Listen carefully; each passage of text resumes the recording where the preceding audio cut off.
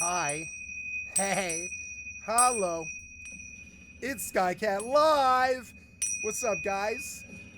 It's 9:09. I don't know why it suddenly got so loud. Sorry. I was going to mute it. Yeah, maybe I should figure out why. Why did it suddenly get so loud? Pause this or whatever. I don't know. Whatever. Hi guys, it's 9:09:25. It is a September 9th. It's almost September 11th. Geez.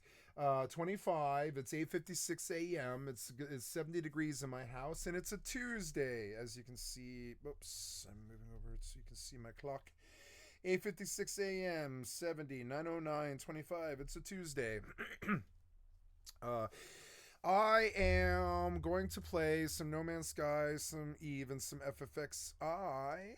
And I have all of these games loaded. And, oh, I got a storyline distribution, huh? Anyways, I am going to drop it off the big face. And I will debut on my stream for the first time. Hostile subspace scan detected. Oh, really? Come on, man. I was AFK for 90 seconds. You had to pop aggro link me. Why? Because you suck dick all day? Okay. I don't care. Let's go.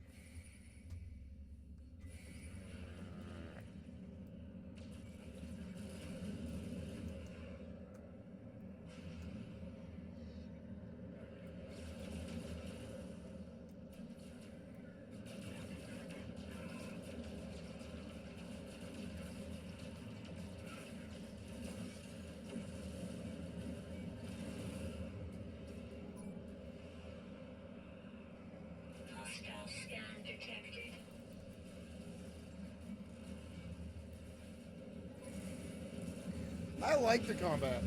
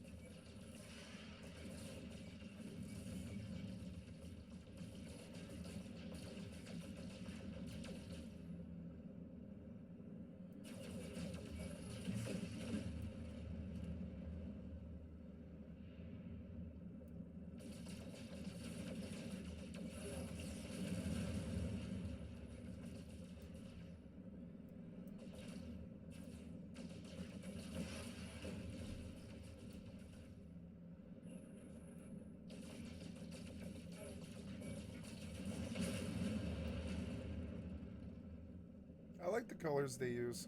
I do not want to open this stream with this. Okay.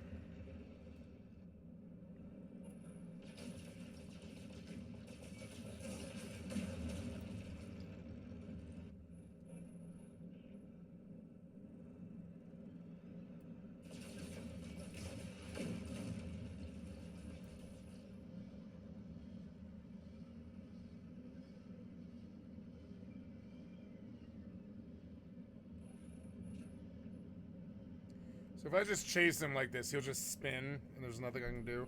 It's not too good design, piece of shit developer.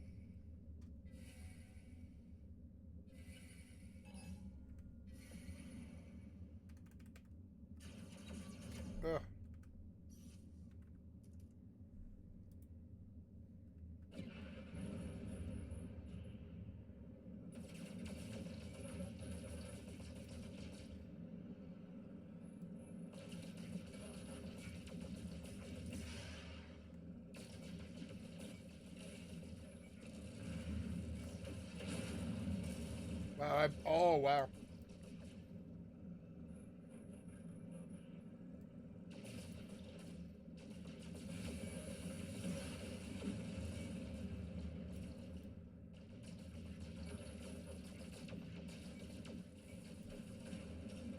I like the combat and I didn't think they could make space combat good. This is the best space combat has ever been. Ooh, nanites, 119.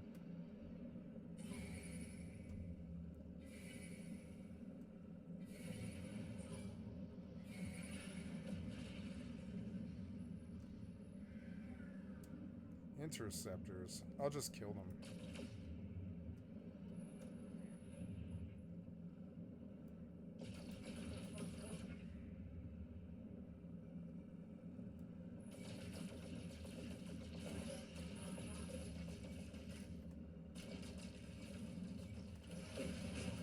Damn, I'm good at this, I think. I think this is the best I've ever done space combat. Or they've ever done. This is actually fun. Space combat is like a big fucking argument on how well the camera will do. I like the missile system he did. You have to wait, and you have to like actually skill shot the missiles like that. I should really like that. Are they just off me now? I have 4 stars, do I? There's interceptors, more of them. Avoid damage to re-enable. No, I'll just fight you next to this thing here, I guess. I did not want like a 15-minute space battle. What the fuck is going on? Fuck this asshole.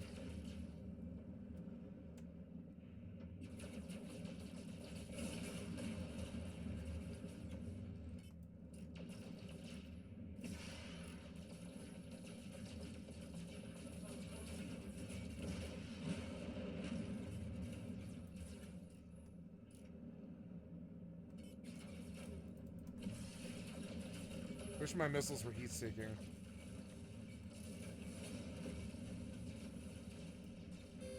I could see making quite a lot of money off of just doing shit like this all day.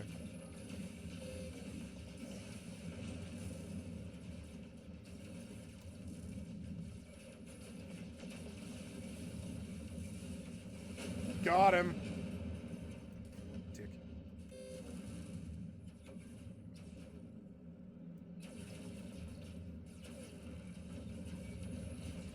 Okay, I better run. This is like way too many now. Can't see the door. Cannot move. Cannot move. Can't see the door. Can't see the door. See, the camera is way worse than the mobs. You see it? And this is my problem with spaceflight. They just don't know how to do a good camera. I don't know why. So annoying. That was what I wanted. Pulse engine disabled. Hostile engines. Go, go, go. Fuck you guys.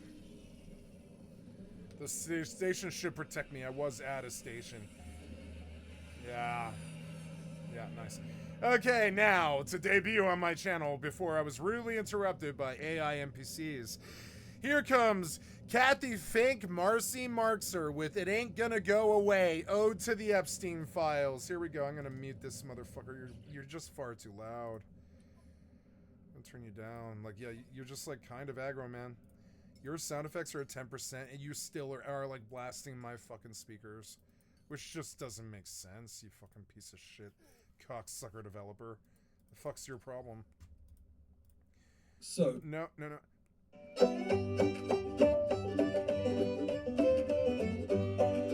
Ain't gonna go away. It ain't gonna go away. But it ain't gonna go away. You're gonna fucking fry. Don't want us to have a look but a presidential day. It ain't gonna go away. It ain't gonna go away. Republican Party's gonna be abolished for being child sex murderers. It ain't gonna go away. You can find more people you can try to distract, but it ain't gonna work this time. There's lots of pages you'd like to redact while you're slipping with the slide. slipping with the slime. It ain't gonna go away. Gonna bite your butt, and it ain't gonna go away. You back to child molester. You back to child molester. We're gonna abolish your worthless Republican Party. You're a bunch of child molesters. You can go play golf. You can go to war today. You can point your finger at everyone else. But it ain't gonna go away. It ain't gonna go away. It ain't gonna go away. Gonna bite your butt, but it ain't gonna go away. Here's real America. It ain't gonna go away. In the book we want to read, the victims all deserve it. Root out each bad seed. Get rid of those Republicans. It ain't gonna go away. Bill's gonna bite your butt, but it ain't gonna go away. Fuck Donald Trump. Fuck Donald Trump. And it ain't gonna go away. Fuck Donald Trump! Yeah! Fuck the Republican Party! So recently, one of my fuck the fucking conservatives who killed our country! Yeah, get them the fuck out of here! Yeah, the Epstein files, it ain't gonna go away, bitch. You guys back to child molester. Your party's falling apart. You look worse than fucking Satan and Hitler combined. You've been backing the child sex cabal right as they catch him. You guys are gonna fry. God's gonna point the finger. The seas are gonna boil. Our eyes are gonna bleed. The Republicans sold out our country, you fucking worthless piece of shit, child molesting, backing so-and-sos. It ain't gonna go away. It ain't gonna go away. It ain't gonna go away. Contacted me suggesting I might want to respond to some comments made by the famous or infamous streamer Pirate Software. Let's play the clip. Exploit opting.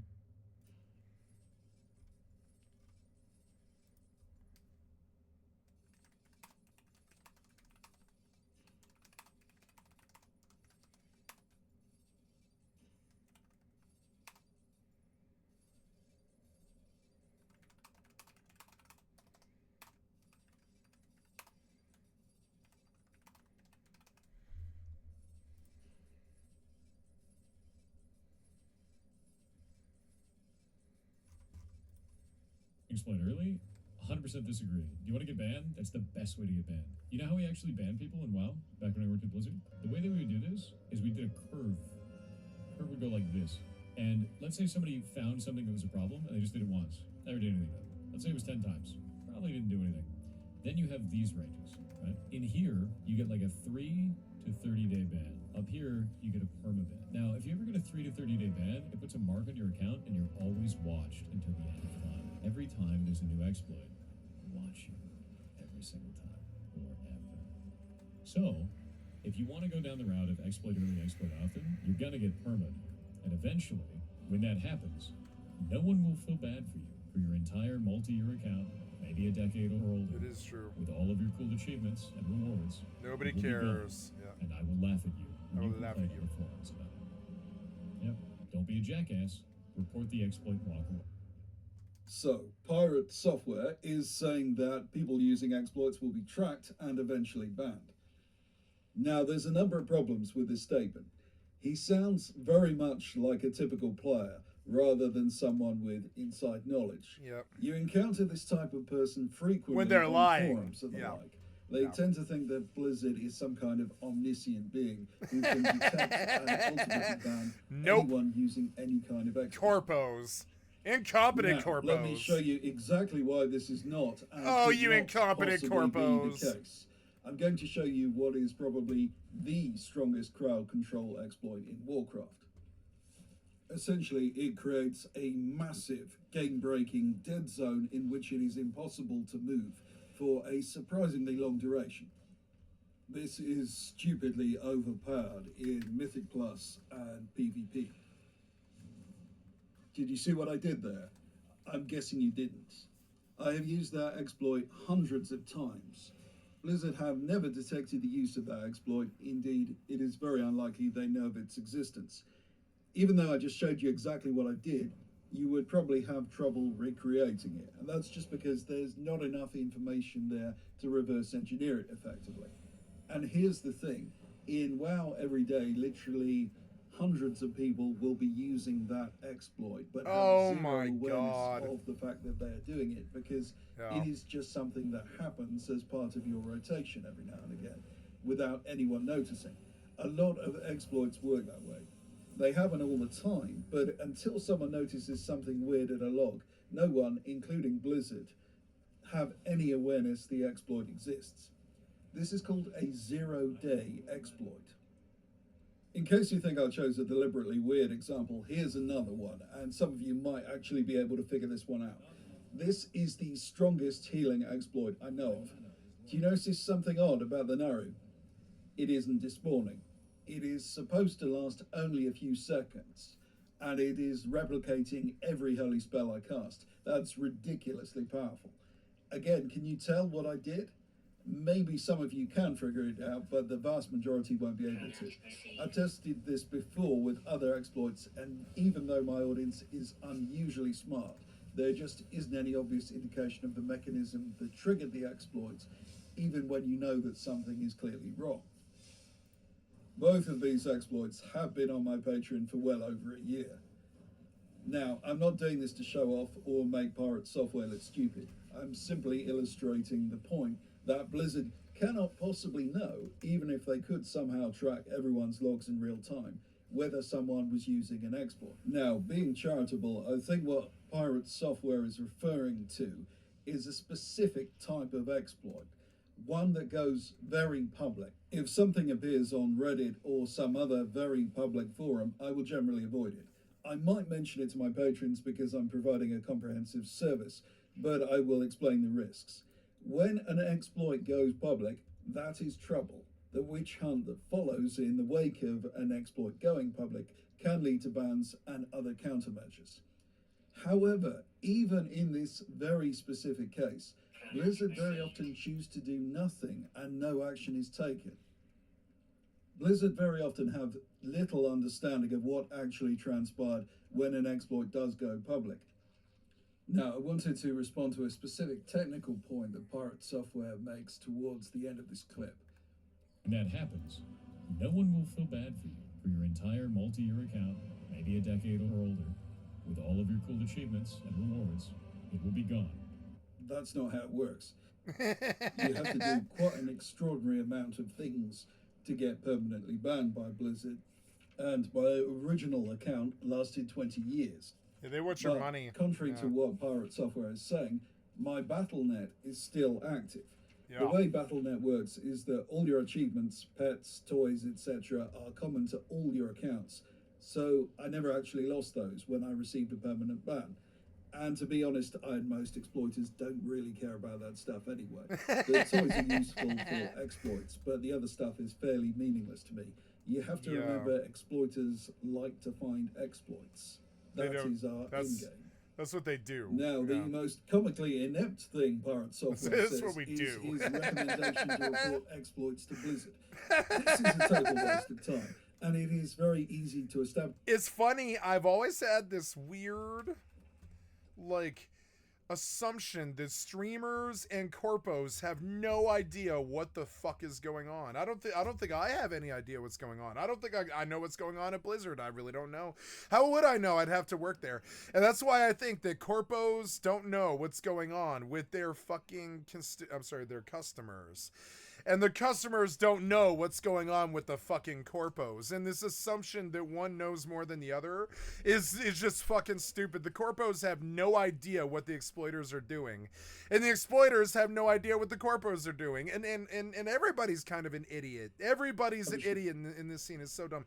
You know who isn't an idiot?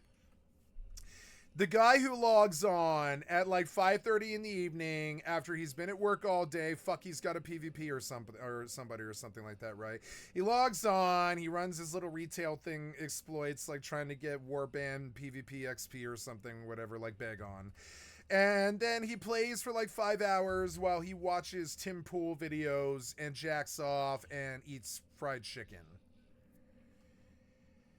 He logs at 11, sleeps till 5:30 or 6:30 in the morning, gets up, goes to work at 8, and is there until 5 or whatever with his commute or whatever. And he comes home, fuck, I need to PvP. So then he gets on and he exploits his Warband XP. That's who Blizzard wants. Those are the gamers that I respect. The motherfucker does not read a fucking forum. The motherfucker does not sit on Reddit with the fucking weird, shitty losers. Like, he doesn't exploit CSGO 2 or Rust or any, like, stupid, worthless, and terminally online worthless piece of shit things that the community does. They just, they work 9 to 5s. They usually have kids, but not always. Maybe they're single. Like, they smoke their cigarettes or their weed and they drink their liquor or whatever because they're from my generation. They believe in drugs and liquor and stuff and, liquor and dope. And, and they're looking for the next funny, Hassan video or the next funny Asmongold video or whatever. That's it. That's all. They don't exploit. They don't give a flying fuck about achieves. If they do, it's the slow, long grind of, I'm sort of working on my account or whatever. They don't care about beating a game. They just care about whether the game was worth their money or not. I like those gamers. They aren't worried about exploits. They aren't worried about, I worked at Blizzard. I worked at Blizzard. I worked at Blizzard, like Pirate. They don't care about those things. They aren't impressed by those brags. And I like those normal gamers. I used to hang out with them quite a lot. They still exist, but they're very quiet, and they're like the quiet majority. I don't see them or hear them speak anymore. But they are there. They are populating every lobby and stuff, and those are the normal people who talk like this about like weird, like quixotic fucking leaning at the windmill things about exploiters and Blizzard permabans and Pirate Software talking about how you'll be ostracized as an exploiter. I've never met a cheater or an exploiter who was actually punished beyond losing some accounts that they have to buy or some permabans and stuff. Like cheating and hacking and exploiting are largely, in my opinion, mostly, not always, like there's some bad stuff that happens to them, but it goes largely unopposed, particularly because they are customers. They do spend money and they pay monthlies or they play the game. And so I swear to God, these corpos, when they go to their investors at the end of the year, they are divorced. They have a board of directors, a board of corpo directors. And they're worried about them. They don't give a flying fuck about the exploiter. They don't give a fuck about hacking. They don't care about those things. They frankly don't. They care about going to the investor and being like, this is the AI that we invested in from ChatGPT last year. That helps us detect cheating behavior, and here's what it does to protect the kids. That's all they care about. They want something to say to the corpo board team at the end of the year. Now they might actually have like a white hat view of it. Maybe their kids play Fortnite or Fallout 76 or something, and they have some personal stake in removing these pieces of shit that exploit and cheat and hack all the time. But they don't care because they know that at the end of the day, they go home to their house in the hills for, 100, 200, 500,000, 2 million, some dollars a year or whatever it is.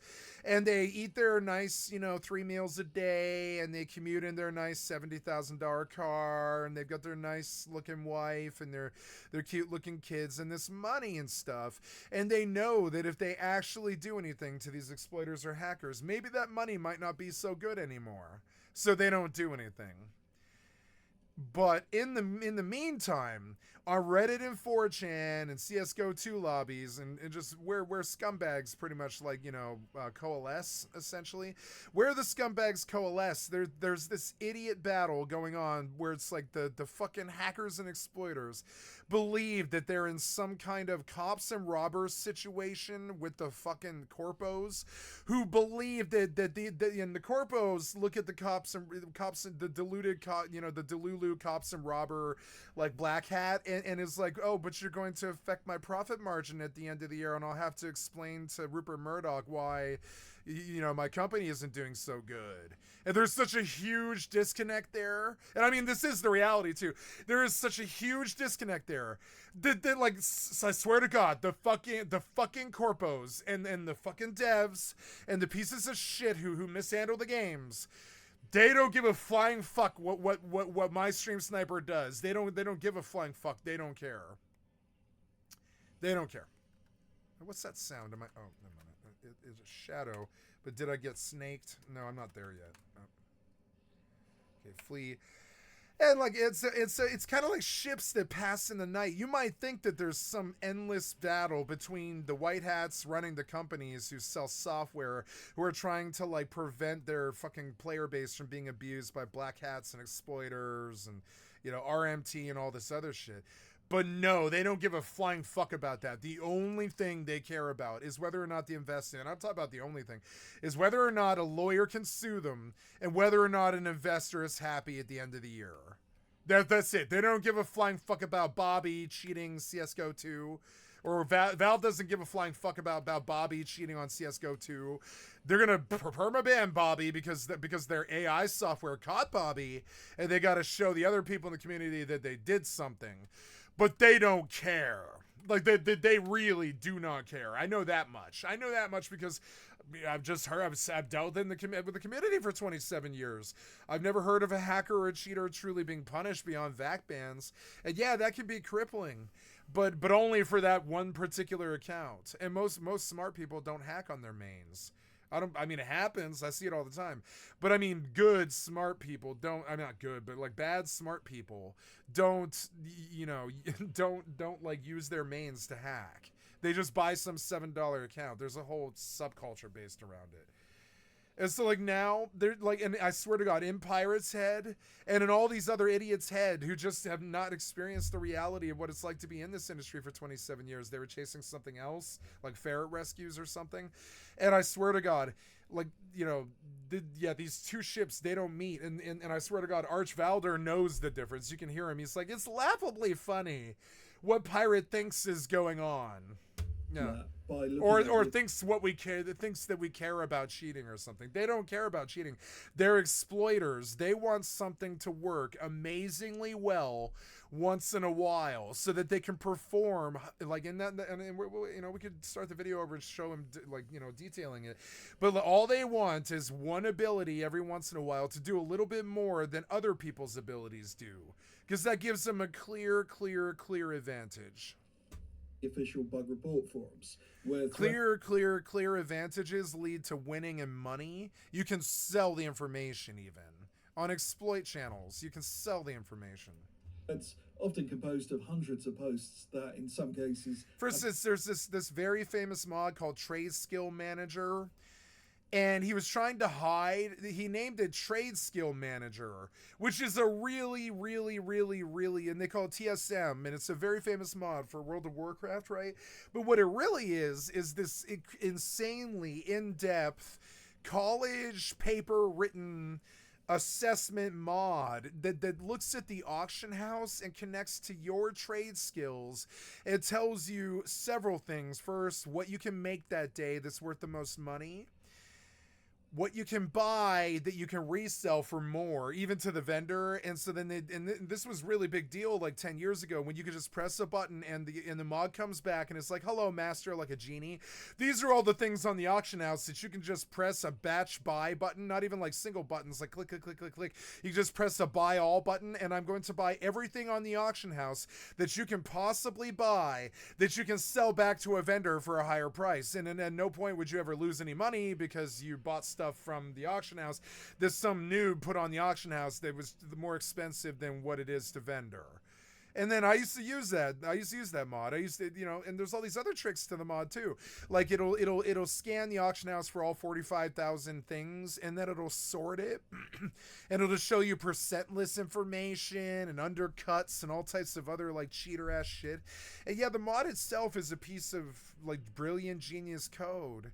But I mean, like, but he didn't want people to know how really truly under the hood it was, how black hat it was, how cheater it really was, because it does all these automated things. Like, and it is an argument for AI. TSM is an argument for AI. AI can absolutely take a look at a market and look for things that like low hanging fruit that it can buy and then resell, and it does. That's what Amazon actually is. That's why they built Amazon. They want to be able to scan the market with AIs, detect really good fucking deals that the muggles are selling against their own interest, buy those things off the market and resell them. That's why they made Amazon. That's why they made eBay. They're not dumb. They knew way back then, like in the 90s, that AI would get so smart it could scan markets and provide information for them because they had mods in World of Warcraft doing that for them. You know, they're like I'd seen that shit 20 years ago.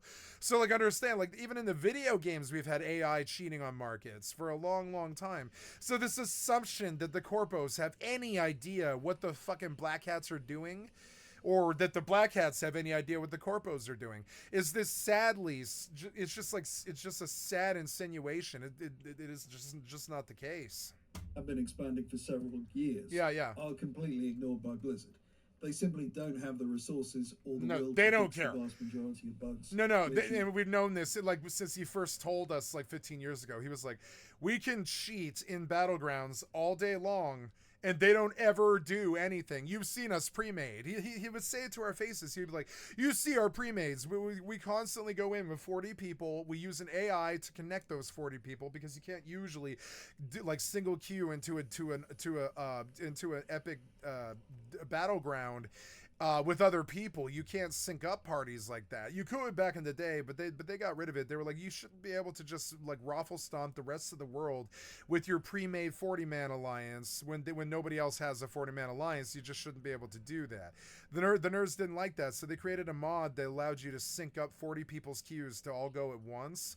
And they could exploit some hole in the Blizzard like LFG system where if all 40 people all queue up within a second of each other, they are likely to be matched by the system to the same single BG.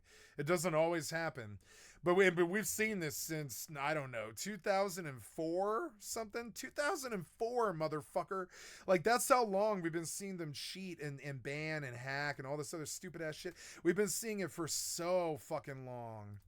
And so like now I don't know, like now I like this thing about one hand knows what the other is doing. No, it's not even like it's cops and robbers.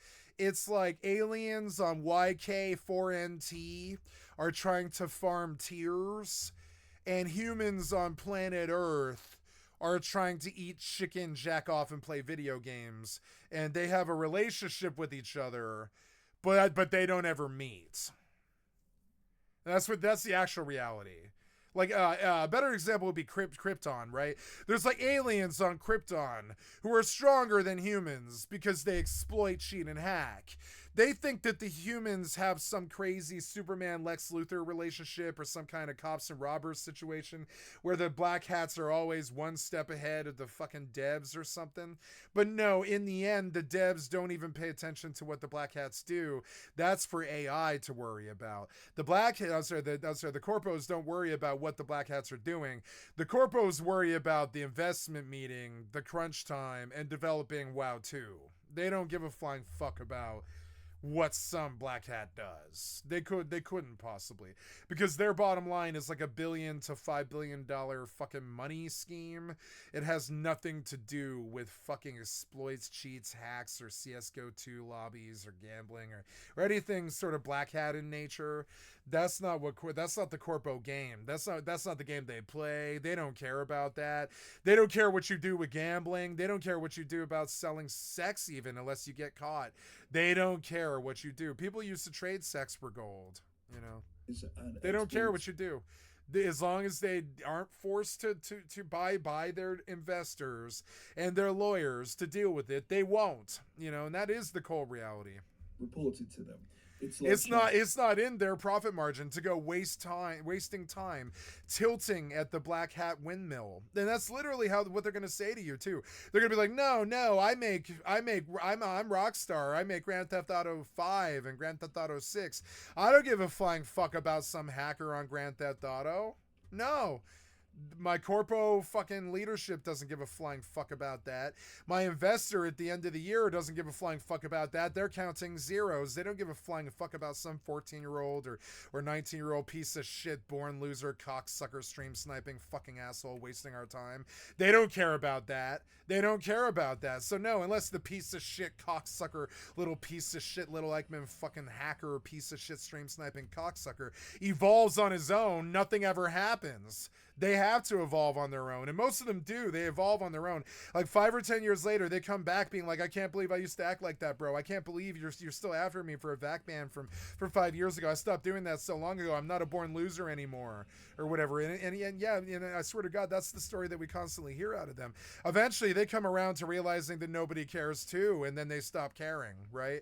But when they're in the trenches, we know that we know that the corpos don't care. And the cheaters think that they're in some cops and robbers battle with the corpos.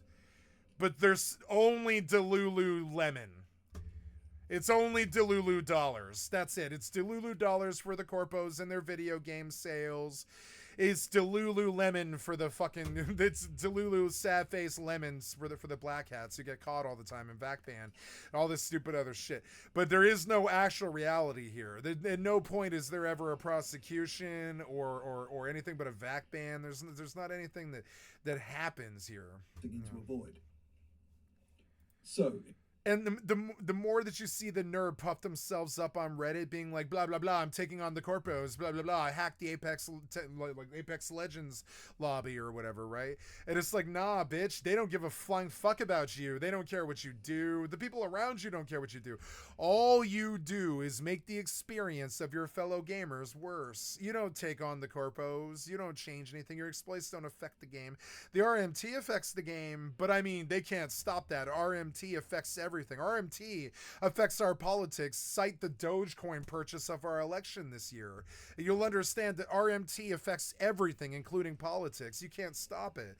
So complaining about RMT is fucking stupid too. And making it illegal is fucking stupid too. The corpos made it illegal for corpos made my job illegal, Is everything Pirate Software said bullshit. Now I can spend like all day doing a dissertation about this for a Yale college class about fucking corpos and black hats and RMT. And the fact that my job's been illegal for 37 years or something like that. I could do a dissertation at Yale about this and provide the statistics and show what they did to Kim.com and watch the Kim.com video and all this other shit. And what they did to fucking Marquis Dragon. They froze his fucking PayPal funds and stole 7-8 figures. Like, they don't care. They don't care what happens. They don't care what happens to you. They're corpos. They only care about money. That's it. The Black Hats only care about some fucking fake battle in their own minds about fighting the White Hats. But they're all Delulu dollars, They're all Delulu. They're all Delulu. If you subscribe to any of it, you're a fucking idiot. I don't subscribe to the piece of shit hacker stream sniping me. I don't care. I don't care about that. Like, I don't subscribe to the corpos who don't stop him. All that fucking stupid ass shit is the purview of losers. All of it. Both sides. It's just losers. Loser ass nerds who have made themselves more self-important than they ever were. No. Band scale, and weirdly, Blizzard do watch higher level exploits. I condemn both of them. Fuck the corpos. War's End. Corpos don't. I'm going to write a song called War's End. Corpos don't. That's coming. That song's still coming. And War's End. Corpos don't. And the Black Hats who constantly fuck with the corpos don't end either. Obviously, I have direct experience of that. Even going so far. The Elanolds. They don't end. The corrupt Elanolds. They don't end either. Like, Elanol doesn't end. The unholy alliance between Black Hats and corpos, it's not going to end. Or the battle between them. It's not going to end. They're in some twisted, endless battle of all time between Black Hats and White Hats, and it's fucking stupid. It's dumb. As to assign to individuals to watch play. Finally, I hate to ask this of you, but you should know YouTube have introduced this silly new hype feature. Yeah. If you're watching this, you should be able to see a hype button next to the video. For some ludicrous reason, it's only visible on mobile. Really? YouTube have really been throttling my content recently, and people who want to see my videos have been saying they just aren't. Yeah, they're like, getting yeah, them yes. in their feed. So yeah. Because they don't watch things on cell phone. They watch things on a second screen. So no, we don't get hype buttons. Just another example of corpo malfeasance and problems. We like us, the PC gamers that are actually their constituency, that actually put them in that house in the hills. We don't get like paid attention to or worried about. We don't get hype buttons if we're watching on a second screen. Only cell phone people get that. And it's just another example of like, you know, corpos fucking us over and us against the corpos. The Delulu thing about we're against the corpos or whatever. You know, we are the corpos essentially. We make the corpos rich. This guy stole my fucking dark elemental. Ugh. And apparently this new feature is a lot to do with that. So if you enjoy, I thought this camp was good. Video, you would be doing me an enormous. But the pieces of shit just move in and take the fucking elemental from you. And so I'm just gonna leave because that makes me angry. I don't want anger from these worthless pieces of shit. I'm gonna go find a better camp that isn't contested. Like lightning clusters were really good. We'll go farm lightning clusters in fucking assholes taking my fucking camp all the time. It's so annoying. I sit there and I try to find some camp that nobody knows about, and some human sees what I do and they take the camp. It's just fucking stupid. This is one of the reasons why I wasn't a streamer until I was 39, because this used to make me really, really angry. Like every time I found something good, some other human just steps in, takes it, steals it, steps in. And because I was raised with etiquette, I just let them do it. I'm like, well, I'm going to go find a different spot in a new hustle or whatever. But I mean, no matter what, if I find something good, some other motherfucker just muscles in and takes it. Yeah, they say to the victor goes the spoils, or he who dares wins. But I wasn't raised to fucking like get in a battle with that fucking worthless piece of shit. I wasn't raised to do it, you know? I don't waste my time on worthless pieces of shit. Like, I'm not going to get in a battle with them, you know? I'm just going to go find another camp. I don't need the camp. That piece of shit needs the camp. I don't need the camp. I don't need that camp, you know? I liked it for a couple of days till the pieces of shit discovered that I liked it. And they came muscling in, try to take my shit like they always fucking do. Worthless ass cocksucker human beings, not worth the fucking water in their bodies. Trying to muscle in and take shit from somebody else on a video game. Fucking worthless ass fucking gamers suck my fucking dick with their terrible manners, their lack of etiquette, and their no skill. You know, no skill at all. You can tell as that guy wails on that elemental for 9 goddamn minutes and loses 2 spawns because he brought the wrong fucking job. So fucking stupid. Whatever. Make somebody else's camp worse by being there, Delulu. You know, make everybody else unhappy by being alive, Delulu. It's like, Jesus fucking Christ. Like, the people on these games, man, I don't really respect them anymore. Every time I deal with any of them is negative. They're always doing something negative to fuck somebody else over. I don't want to be around these people anymore. Like, I don't want them. Like, I don't want them coming to my camp. I'm gonna go find some place that pays that nobody else camps. You know, I don't care if it takes me days. I'm gonna find some fucking place where nobody harasses me and nobody takes my camp. You know, I had one for a long time. You used to see it like 3 and a half years ago. I used to camp the east side of the desert for Antiquan Auxiliaris for Antiquan pauldrons, which sell for, you know, between 20 and 30k a stack. And I made like 2.5 million on Asomi doing that, right? You guys watched me do it. I used to play on Wings. And like, you know, and I liked that camp, but then when they found out how much money I was making out of that camp, then it wasn't a camp anymore. It was just some fucking battleground for pieces of shit trying to muscle in like Donald Trump cocksucker ass bullies trying to take your camp from you. Doesn't matter where it is, on some corner of a 1200 pop game, it doesn't matter where it is. Some piece of shit Delulu basement dweller is gonna show up and compete with you if you make any money at all. It doesn't fucking matter. It doesn't matter, you know. Anyways, I came in here to get away from Sentinels. I don't know what it is I'm actually doing.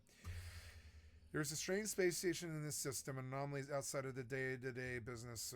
Bring news of Artemis to Nada. Continue to help Artemis. Oops, no. Undertake missions with other travelers from the Nexus or exchange discoveries and rare products for nanites.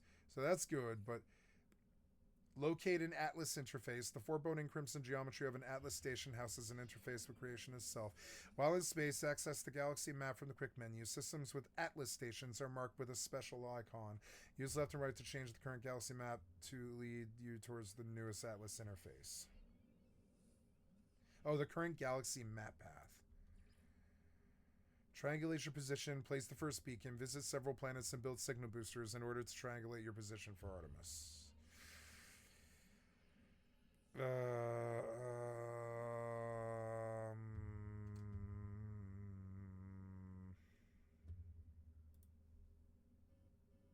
So, Blizzard just sued Turtle WoW, the pirate server. Wow. I wondered. And this 49-page... Yeah, the minute that I went there for hardcore, I decided I didn't want to do it. Because I was like, why would I do that when I could just pay WoW for the original hardcore experience and not have cheaters and hackers and exploiters and problems and people trying to kill my character and all that problems and shit that you get on private servers and stuff. Like, I don't know why I would, I know where I wasn't harassed ever. I know where I'm going. I'm going to I'm going to Labyrinth of Onzo, which is not my favorite zone because it's really dark and shitty. It's a dark, shitty zone. I don't really appreciate that zone, but it has lots of mobs that nobody cares about, and I'm going to farm them for real money and, and get my XP back up and farm merits and stuff, and nobody will harass me there. They will not come and take my camp. Nothing bad happens, Legal document is... I'm done with human beings making me feel worse, I went to the wrong place. Damn it, how expensive was this? 300G. I mean, I could go look at the Auxiliaris camp until somebody gets there, but no, it's the same deal. Somebody will come and stand on top of me and take my fucking camp when I'm AFK. I know what'll happen. I'm done with piece of shit human beings. Like, I'm done with them doing this stupid shit. I know what'll happen. If it's gonna happen, then don't do it, Guy goes to the doctor. He says, Doctor, it hurts when I do this. What does the doctor say? He says, well, then don't do this. So it hurts when I go to a camp and somebody comes up when I'm AFK, takes that fucking camp, even though there's fucking billions of other camps. They have to come step on yours and make you feel worse. And here, because they're all shithead human beings with low IQs and no etiquette anymore. Fucking worthless base human beings. Riff-raff, essentially, I gotta take your camp from you, and it's like, nah, man. Just fuck off, Delulu. Get the fuck out of here with your negativity. Suck my fucking dick with your negativity. Like, just go away. Go find some other camp. Figure out your own camp. Don't step on someone else's camp. Like, I've never done that in WoW. I don't do it in Final Fantasy, but these pieces of shit do it. It's a journey. Let me be clear up front. Turtle WoW is probably going to lose this case if it does in fact come to court. So Turtle is going to lose, and I'm so glad I didn't fucking put a character there. I'm so glad. I wonder if that's going to happen with fucking this server too. Maybe it's time I go back to Final Fantasy 11 retail. It all sort of hinges on whether I can get into my account or not. I could just start another account. I don't know. Maybe I should get off private servers, because this is my worst nightmare. It wasn't the end of the world when I lost my Nozomi account.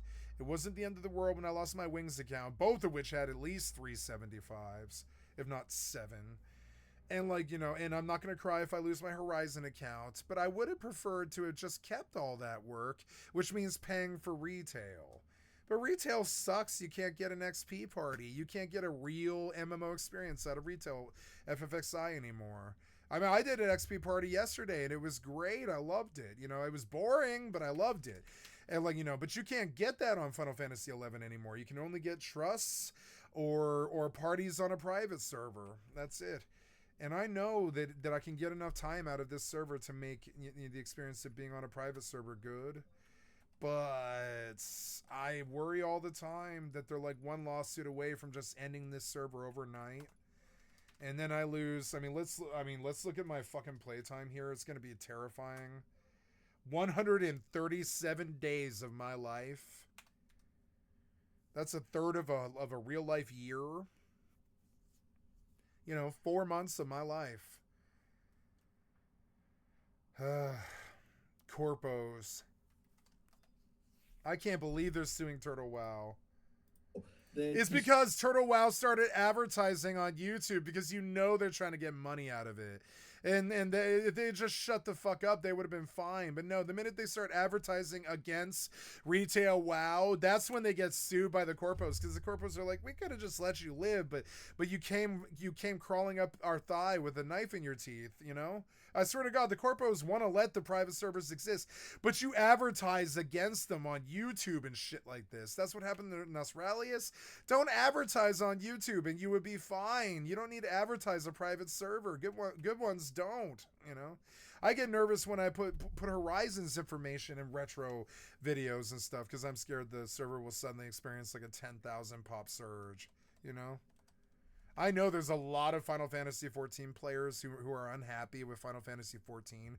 If they were to find out that there's a free FF11 experience that's superior to 14 in every single way except the graphics, even the music's superior, they would come flooding, like 10,000 of them at least, like 10, 20, 30, 60,000 of them would come flooding through this server. And I swear to God, it's happened like that sometimes before too. They've shown up in droves of 10,000. Like Ninja comes to these servers, and when he does, he brings like 10,000 people. And so that happens, but they don't want that, because if that happens, it puts them in the big spotlight, and they make international news, and then the corpos are like, oh, are you taking money out of our good developers' mouths? Because they have lawyers that they pay money to on retainer to make sure that you don't take money out of their mouths. That's not good for the industry. I should get a scroll of warp.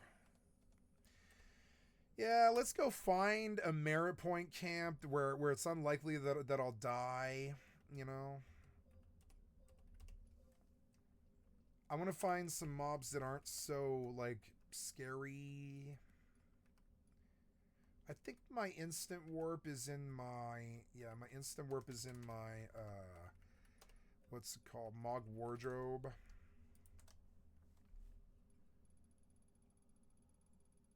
My wardrobe. I'm looking for instant warp. I don't see it. Instant warp. I don't see it. Well, I don't know. I have a scroll of instant warp, but I do not see it. You took my pants off again, or my shoes off again. I should retire those other pieces maybe, but... Warwolf, dust trousers. Okay.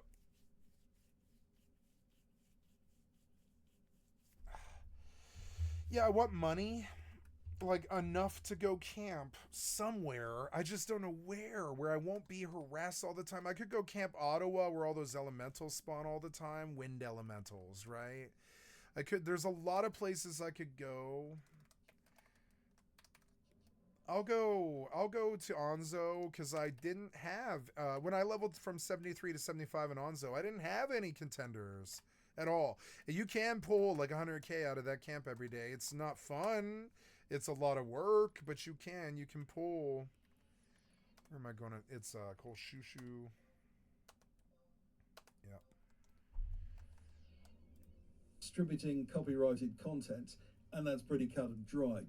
But the way Blizzard is going about this lawsuit, that's where things get entertainingly unhinged.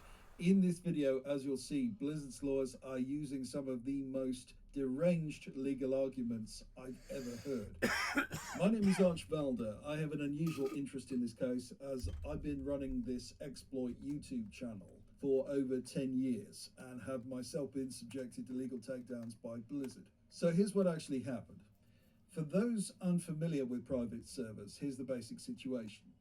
Turtle WoW is a fan-run version of World of Warcraft that lets people play for free without paying Blizzard's monthly Yeah, and it's on subscription. UE5 too, so it doesn't get hitches, which is weird. It's a donation-funded model.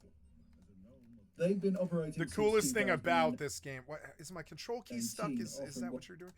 The coolest thing about Nostralis, this server is that it has UE5. Turtle WoW has UE5, which I thought was actually really like groundbreaking. What they call Vanilla WoW. Basically, the original 2004 version of the game. No, it's a terrible database that they've just tried to beat into shape to conform with what Wowhead says. That's what all private servers are. Many players prefer over the modern version. But they also added their own custom content called Mysteries of Azeroth, with new quests, areas, and storylines. The way it works is simple. Instead of connecting to Blizzard's official servers, and if that shit players becomes... Please stop doing this. You're like opening this menu over and over again. download a modified client and connect to Turtle WoW's server. Piece of shit-ass No cocksucker subscription developer. is required, just donations if you want to support them. Nope. I think my cat is sitting... Or no, not my cat. My keyboard. Hold on. My keyboard is messing up in the other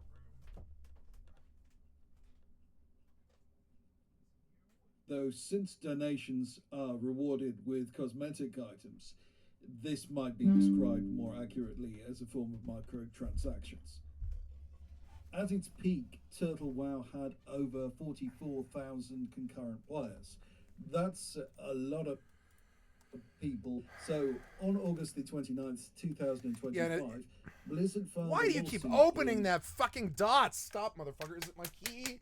I think something's caught on my keyboard. This constantly happens. Stop, motherfucker. Turn off the keyboard. California federal court against Turtle WoW's operators. They spread across Russia. The Germany, keyboard is off. Why is this happening? 9 different legal claims. Demands massive damages and asks the court to essentially delete Turtle accurately as a form of microtransactions. Actual servers, players download a modified client and connect to Turtle WoW's servers. No subscription is required, just donations if you want to support them. Though since donations are rewarded with cosmetic items, this might be described more accurately as a form of microtransactions. At its peak, Turtle WoW had over 44,000 concurrent players. That's a lot of people. So on August the 29th, 2025, Blizzard filed a lawsuit in California federal court against Turtle WoW's operators, who are spread across Russia, Germany, the Netherlands, and other countries. The complaint includes 9 different legal claims, demands massive damages, and asks the court to essentially delete Turtle WoW from the internet entirely. Now, the basic copyright infringement claims make sense. Turtle WoW is using Blizzard's copyrighted game code, artwork, and trademarks without permission. That's pretty straightforward intellectual property violation. No! But then Blizzard decided to get creative with their legal theories. And that's where this gets ridiculous and entertaining. Let's start with the crown jewel of legal overreach. Blizzard is literally using RICO, the Racketeer Influence and Corrupt Organizations Act, against a fan server. Now, when you hear the word racketeering, when I first looked at it, I thought, hang on, are they talking about protection rackets? And then I thought, like, is that just a generic term for a broad class of some kind of... It's tax evasion. No, it's actually the protection racket law. RICO was designed in 1970 to take down the mafia. We're talking Al Capone level organized crime, protection rackets, murder for hire, that kind of thing. But according to Blizzard, accepting donations for a World of Warcraft fan server makes you a criminal enterprise engaging in racketeering activity. I'm not joking. They actually argue that using WoW logos and accepting PayPal donations... Oh, I was at the station. Oops. ...the same legal framework as running a crime syndicate. The predicate crimes they're alleging: copyright infringement and trademark violations. So apparently, if you commit 2 acts of copyright infringement, you're now Al Capone. This is like prosecuting someone for jaywalking under terrorism statutes. So now we come to the censorship demands.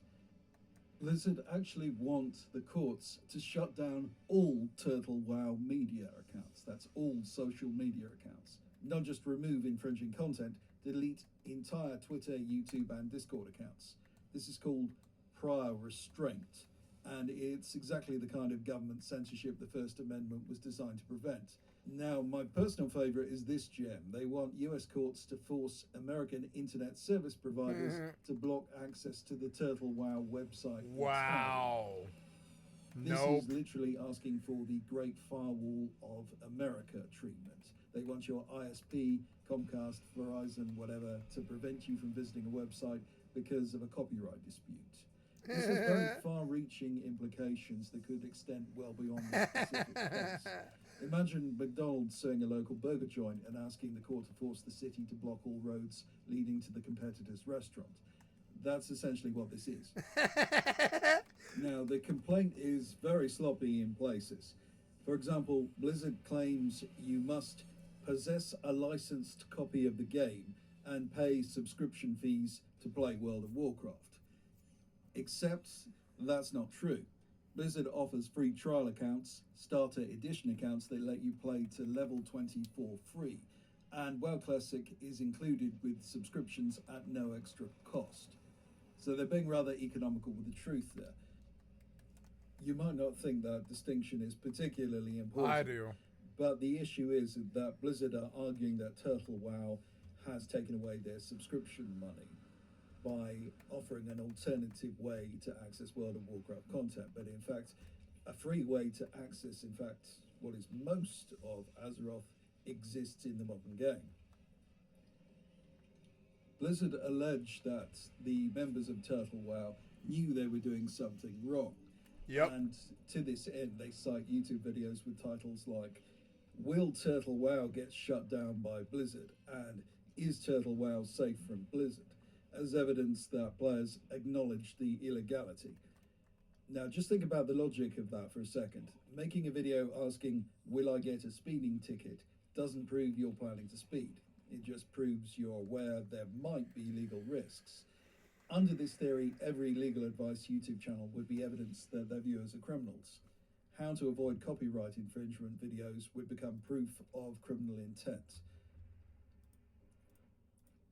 The sad thing is here, I'm fairly certain that the owners of Turtle WoW were fairly clear on what the legal risks actually were, but Blizzard go about proving criminal conspiracy here in the most incompetent and ham-fisted way. The complaint also makes dramatic claims about how private servers harm players and Blizzard. They claim private servers drive away dedicated players, cause security risks, and create confusion about what's official. But where's the evidence here? They provide none, and indeed, I don't think those things actually occur. Many Turtle WoW players are former WoW players who already quit the official game. Private servers often have better security because they're smaller targets, and nobody downloading something called Turtle WoW thinks it's officially endorsed by Blizzard. This is corporate fan fiction presented as legal fact. The complaint also goes full conspiracy theorist about Turtle WoW's business structure. They claim that the Kazakhstan and Hong Kong companies that apparently form part of Turtle WoW are fictitious shell companies, acting as smokescreens to hide the real operators. This reads more like a Tom Clancy novel than a legal pleading. Using foreign business entities isn't some criminal mastermind move, it's basic international business practice. So let's look at what Blizzard say they actually want to happen. Complete shutdown of all servers. Confiscation of physical hardware. Good luck getting servers shipped from Russia. Domain name seizure. Social media account deletion. ISP level website blocking. Up to $150,000 copyright infringement. Triple damages under RICO and all attorney fees. This isn't just stop infringing our copyright, this is delete them from the internet entirely and give us all their stuff. Why this matters? Look, I want to be clear, Turtle WoW is probably going to lose on the core copyright claims. Wow. They're distributing Blizzard's copyright. I'm so glad. Oh no. I'm maybe I should get off.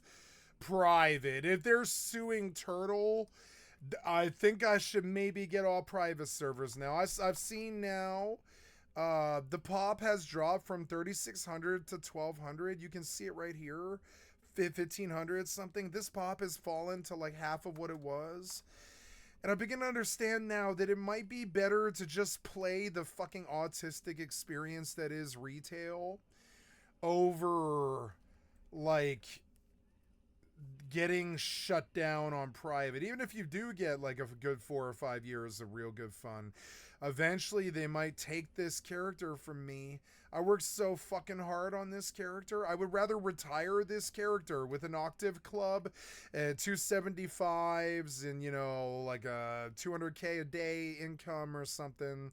I'd rather retire this character, and go back to retail. Yeah, because, like, I mean, if Turtle's going down, how long till they look at Horizon? Horizon's got 1,800 people. I mean, like, on average, something like that. It's like 1,800. I mean, that's not enough to make Square Enix care. And, but I think but I mean, I don't know. Horizon has come at it. Like, I could see Yoshi P and the lawyers not liking this launcher, how professional it looks, how it might actually compete with Square Enix. Like, I don't like how professional the launcher looks, honestly. I disliked it. I dislike that they're doing development updates and stuff like they're an actual dev team. I think the white hats who worked all of their lives, you know, legally, who made good income making the actual game Final Fantasy XI, might actually care that these people have just sort of usurped their POL and changed it, usurped their game and changed it. And now I'm starting to think that my support of private servers was not as morally sound as I thought it used to be. I used to have the argument that you know, that you can't get an XP party on on retail servers. You have to go to private. You can't find that. You can find it on WoW, but you can't find it on Final Fantasy XI. There is no XP parties on Final Fantasy XI. There is only trusts, which is the AI companions.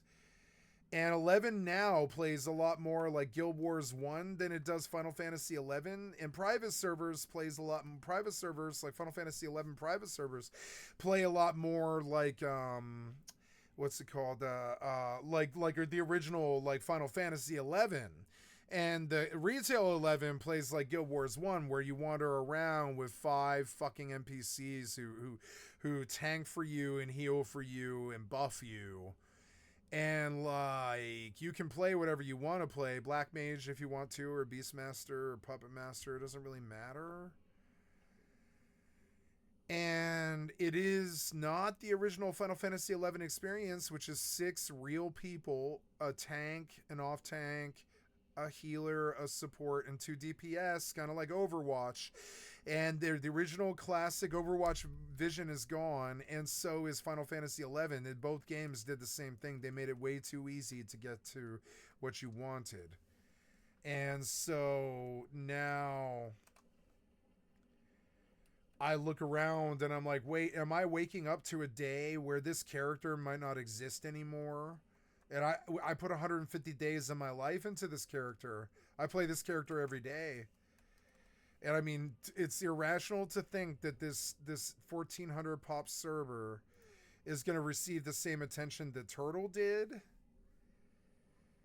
But I mean, what I will say, we're seeing an industry norm of suing private servers into oblivion. And I would rather watch retail die and them to I want to wake up. I don't want to wake up to this, but I'm scared of the day that I wake up and they say we are ceasing to support Final Fantasy XI, because the private servers really will flourish then. But I think I'm missing the death knell of Final Fantasy XI. You know, I haven't done Moblin Maze Mongers in like 7 years. I haven't done some of the weirder shit in the game, like campaign, in like 7 years. I haven't done like Salvage or even Pennant or Omen or Reeves or anything. I haven't done the real retail content in a long time. I don't like.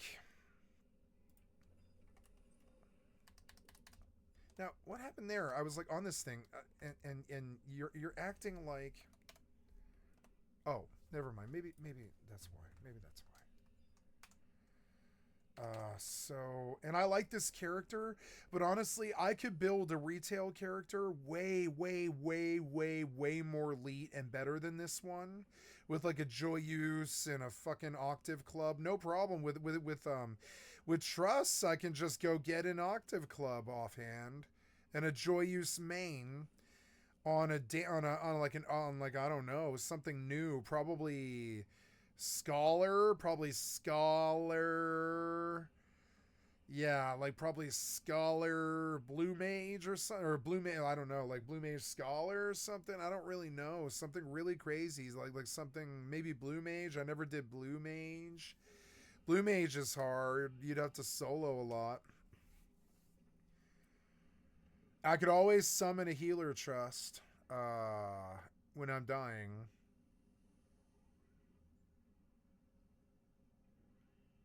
Retail is an art form that can experience loss.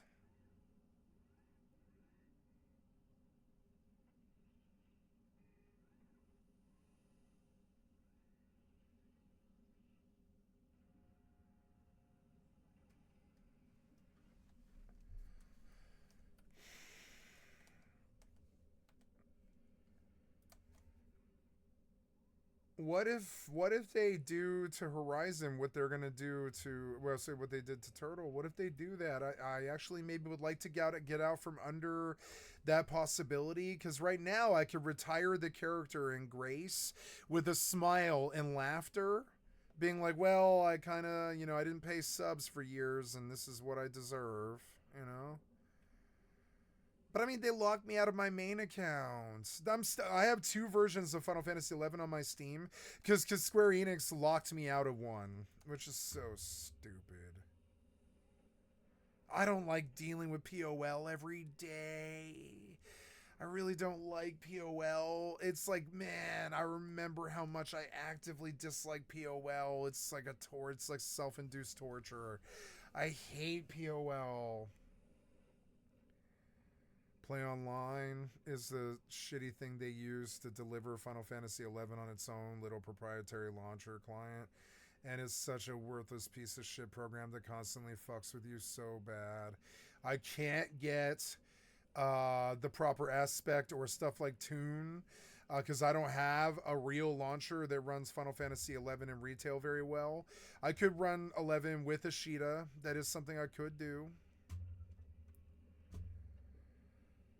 I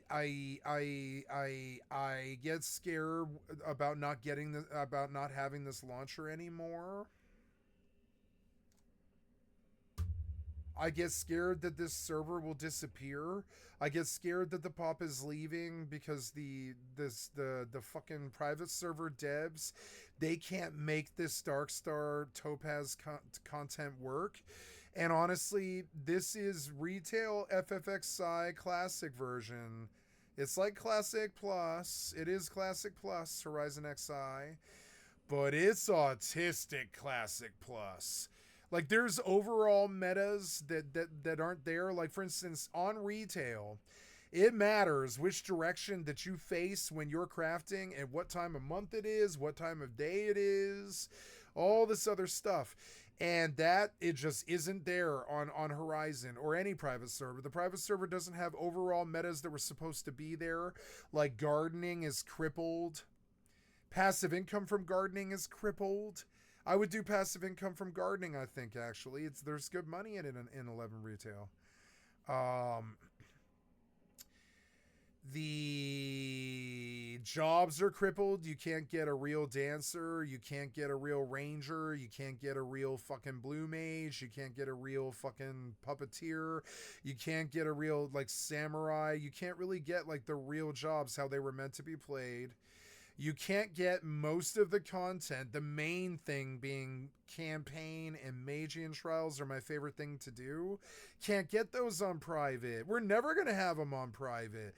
And there is this terribly autistic thing about private server database code. I can speak about it from experience. I've battled it for 7 years or something like that. I don't I remember on Nosomi, every time that you zoned, which was all the time, you would get a black screen that would eat up like 2.5 minutes of your time, and it drove me fucking batshit bonkers crazy because it is private server jank. It's private server jank. It does exist. It's not so obvious on Horizon at all. And Horizon did save me something like $300, or it's been like 2 years, and what's 2 year sub to Final Fantasy 11 is probably $150 or something. They saved me like $150. But I mean, this server, its population has cut in half. The server population is always like this torrential downpour of in or out. You know, it's like this, it's like feast or famine. There's like sometimes 6,000 people on this fucking server, which scares me because I'm like, how long till Square Enix is like, oh, how many subs is that taking out of our pocket, and just sues, you know, Horizon. And the devs are doing things like doing dev streams on, like, with their faces on camera, which is like they're trying to build Rockstar careers out of something that Square Enix did. There's all this stuff that's kind of dirty, and it's like this weird like social media culture that came trying to build something off of somebody else's work. And I engaged in it, and I've met people, and I've been targeted by people who despised me because I played on private servers. I'm talking, I had one guy, he threatened to kill me. His name was Blacklist. He was like, I can't stand that you play on privates. And I was like, Jesus fucking Christ, dude, you're a psycho. How about we just agree to disagree? I'm here because you know, as I know, that you see it on my stream every day. I used to say to him, I'd be like, you can see on stream we had a fight at the end of it where I was like, okay. He was like, I apologize to you. I'm sorry for the way I acted, and I want to kill you, and I hate you, but I don't. But I feel ashamed for the way I treated you and all this, and I get emotional when I think about it. But he like got better. You know, he got better. I prayed that he would get better for like a year. I was like, I pray that whoever this person gets better. And they did. In the end, they were like, you changed me, you got me to be better and stuff. And I was like, oh good, you're apologizing? And he was like, yes, I'm apologizing. I doxed you on stream and all this other shit. And I was like, okay, thank you for the apology, let us never speak again. And he was like, you know, that's exactly what I hope you would say. Have a nice life. And I was like, yes, you have a nice life too, sir. I am sorry we had a disagreement. And we just let it go there. But that guy, he fucking hated that I played on Wings. He hated it. He fucking hated it. You know, I had a GM friend on Wings named Prathan. I've never met a more incompetent man. I'm sorry, but I know that guy, Prathan. He was so incompetent. He couldn't manage to play Fortnite. He couldn't manage to figure out how to play Fortnite. He sucks so bad. And sure, he was trying to crash course Fortnite overnight, which I've done, and it's not too easy. I have some sympathy for that. But no, this guy, he wasn't ever going to be good at Fortnite. He had an overall disability, which is he was never going to be good at video games. And yet he was somehow he was like a GM on the Wings crew. You know, he was. I've seen the GM title. He used to show up like a creeper behind me. He would uninvisible like a creeper. And some GM would come visit me on my stream. And I was like, oh, okay, what's up, dude? You know, and eventually he ended up rolling with us for a while. And like, he was a nice guy. I liked him. But he also was the most incompetent gamer I've ever met. And that's another thing, is I know the private server fucking leadership is plagued with incompetence. Nosomi was literally a mentally crippled individual. Not to say that he was a bad dev, he wasn't. But like, you know, but he was a person who had received a skull injury in battle in the army. And he used to do live dev streams, and you would watch him try to stumble through the words to speak about why the server goes down for 15 hours. He would struggle and talk very slowly because he was brain damaged. That's the leadership that runs private servers. That's something you couldn't say about retail. Retail is going to hire for the job. They're going to have competitive people who step and are like, here's my qualifications. Here's the proof that I don't fuck out on drugs or have brain damage or are bad at Final Fantasy 11 or bad at Fortnite or something.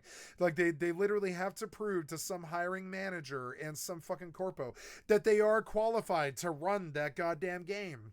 That's not true on private servers. Private servers can be anybody. Nozomi's the proof. It can be anybody. You know, the Wings crew tore each other apart, and it did kill the server and waste like 150 days of my life. I spent the same 2 years on Wings that I did on fucking on Horizon. And the only difference between Wings was a better server than Horizon, frankly. It absolutely was. It was a better server. It didn't have any of the issues that Nozomi had, and it did have some Ottergon content and some Wings content, just enough where it was like, I could put up with it, right? But because the Wings leadership was fucking stupid, and might I remind you, that's who's running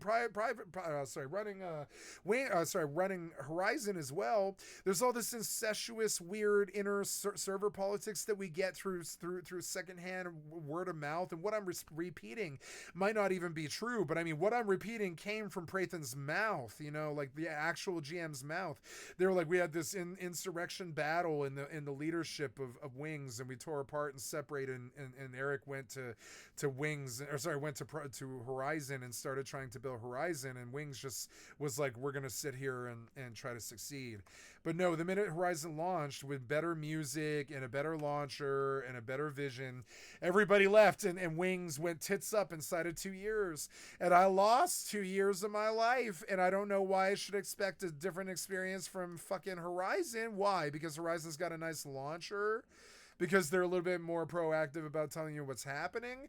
No, I don't think the experience is going to be deeper. I think I woke up to this. I was scared about watching this video. When I hit it, I was like, wait, they're suing a WoW private. That's got to be Turtle.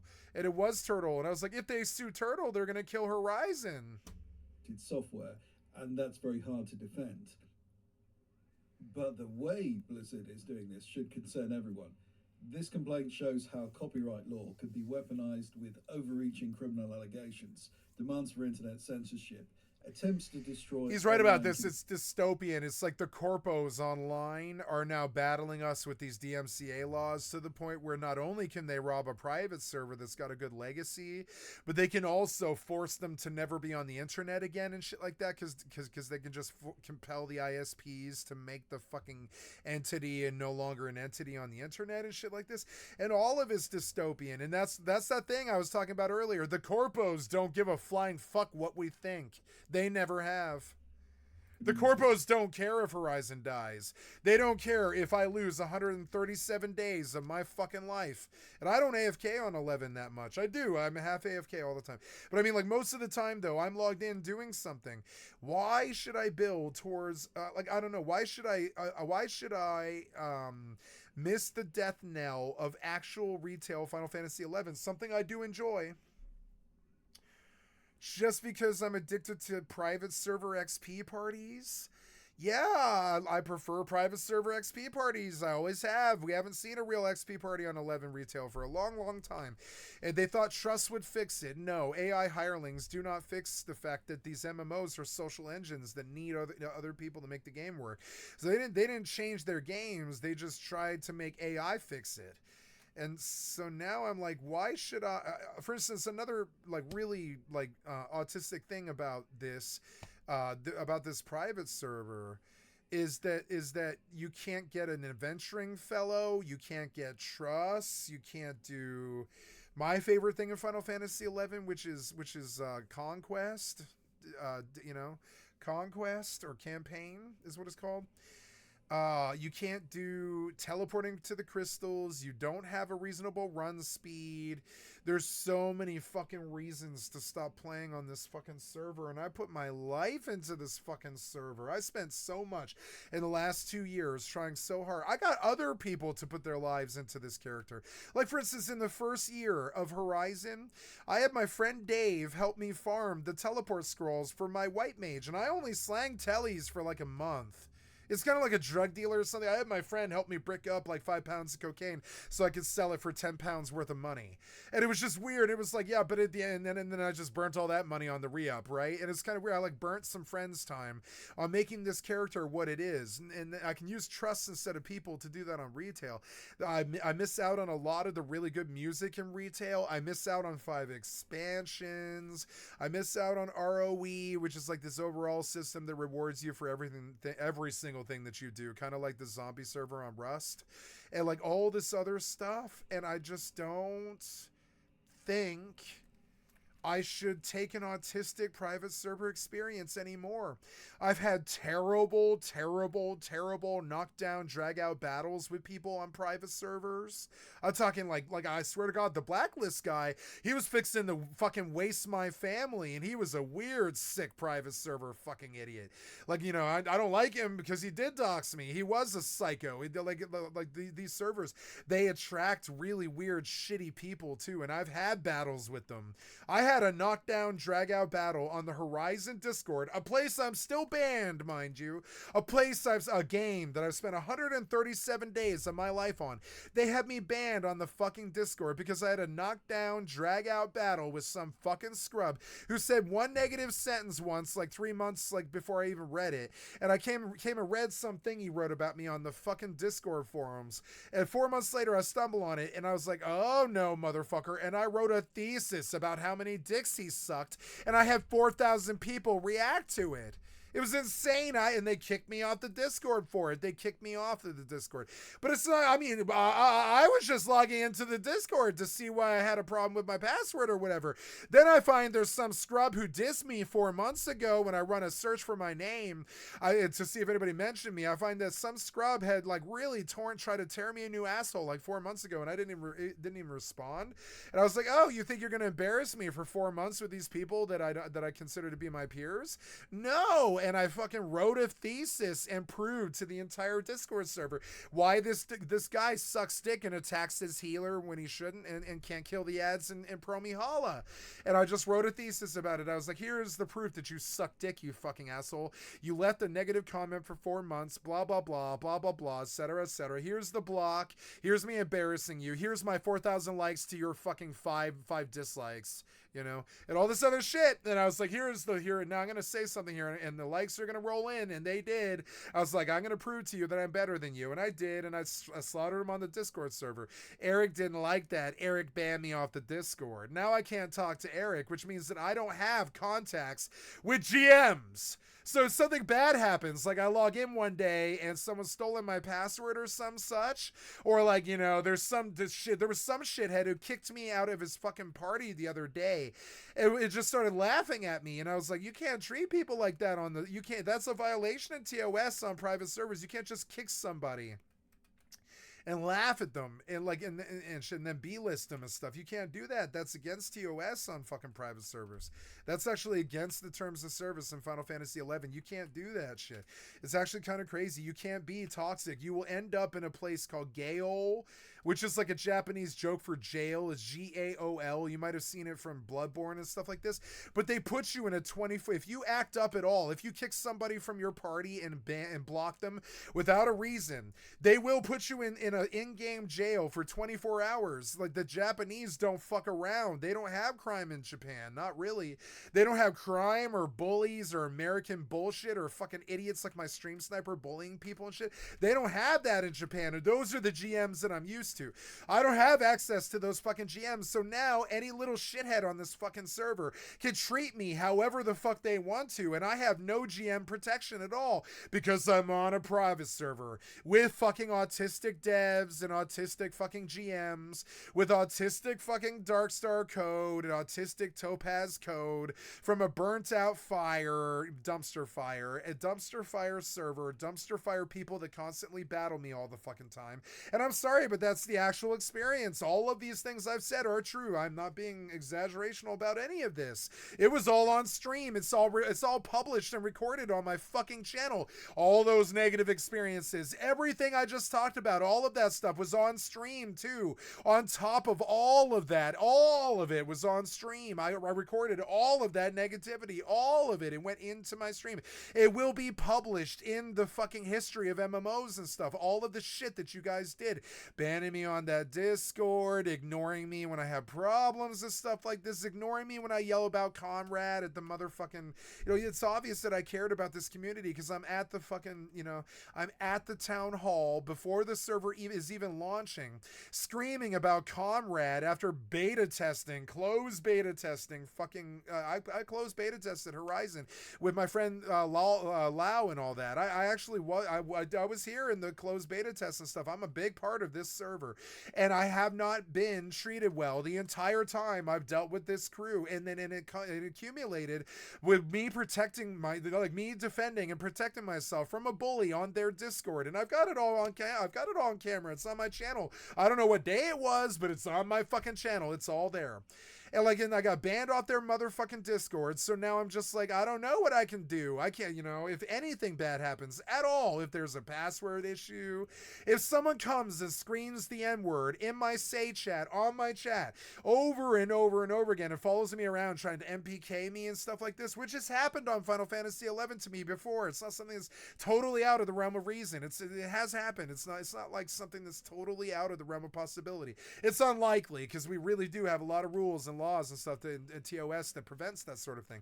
But I mean, it is sort of feasible that somebody might try and come MPK me over and over again who doesn't like the fact that I'm playing on a private server, because that's happened. It's happened in the last 3 years. It was 5 years ago. 3.5. Yeah, it was happened in the last 3.5 years. It has. It's gone on my stream. I've been targeted by people like Blacklist and shit and try to be MPK'd and shit like this.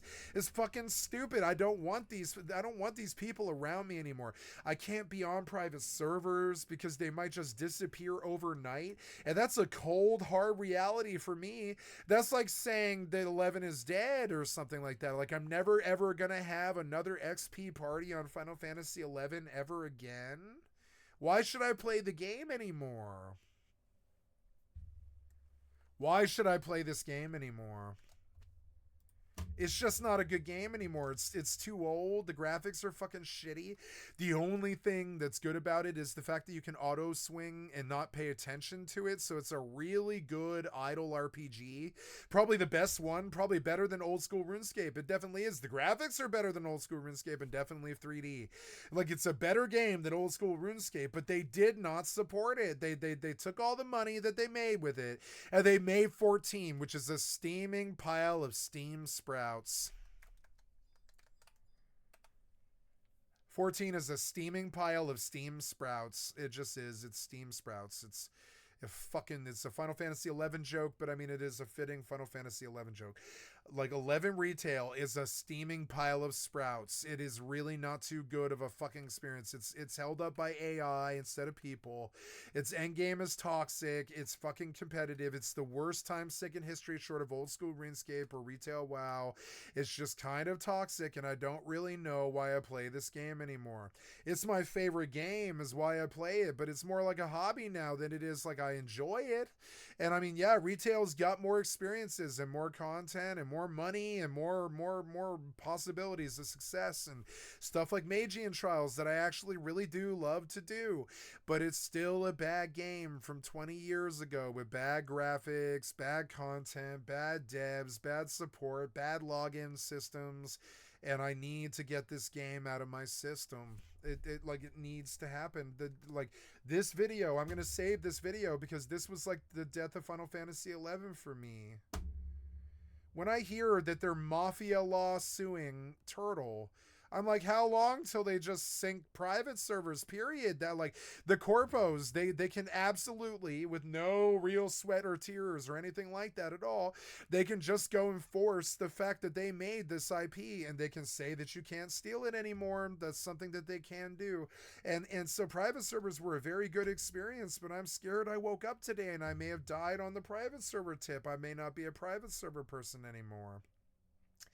I'm changing.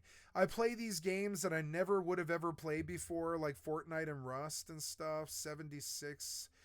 I over WoW. I don't play WoW anymore. I'm obsessed with space games, but they're not good enough yet, so I just sort of wait for them to get good. I'm obsessed with sandboxes, but they're not good enough yet, so I just wait for them to get good.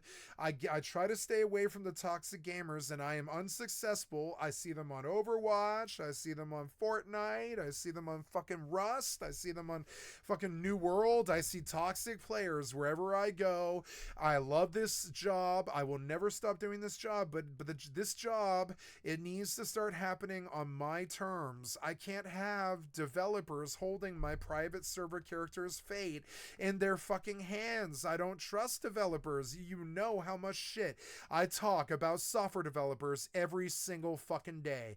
You know, I have this crazy, it was like an existential crisis level of realization the other day. I had like an epitome thing about my mother. And she was like, you know, I really hate what they've done to Outlook and the AI. And she's like, you know, professionally, I used to be able to do all this without the AI stepping in and trying to make my job easier, but then making my job harder. And she was like, you don't understand how much I hate the AI and the developers. And she was, and I realized she was trying to compete with me. And I was like, oh, yes, well, I can be negative and talk a bunch of shit about software developers, but we both know how much dick they suck. I think that's what I said to her. Like verbatim, I was like, we both know how much dick they suck. I don't need to be negative. I think it's clear the product speaks for itself is what I said to her. I was like, I don't need to be negative. The software speaks for itself.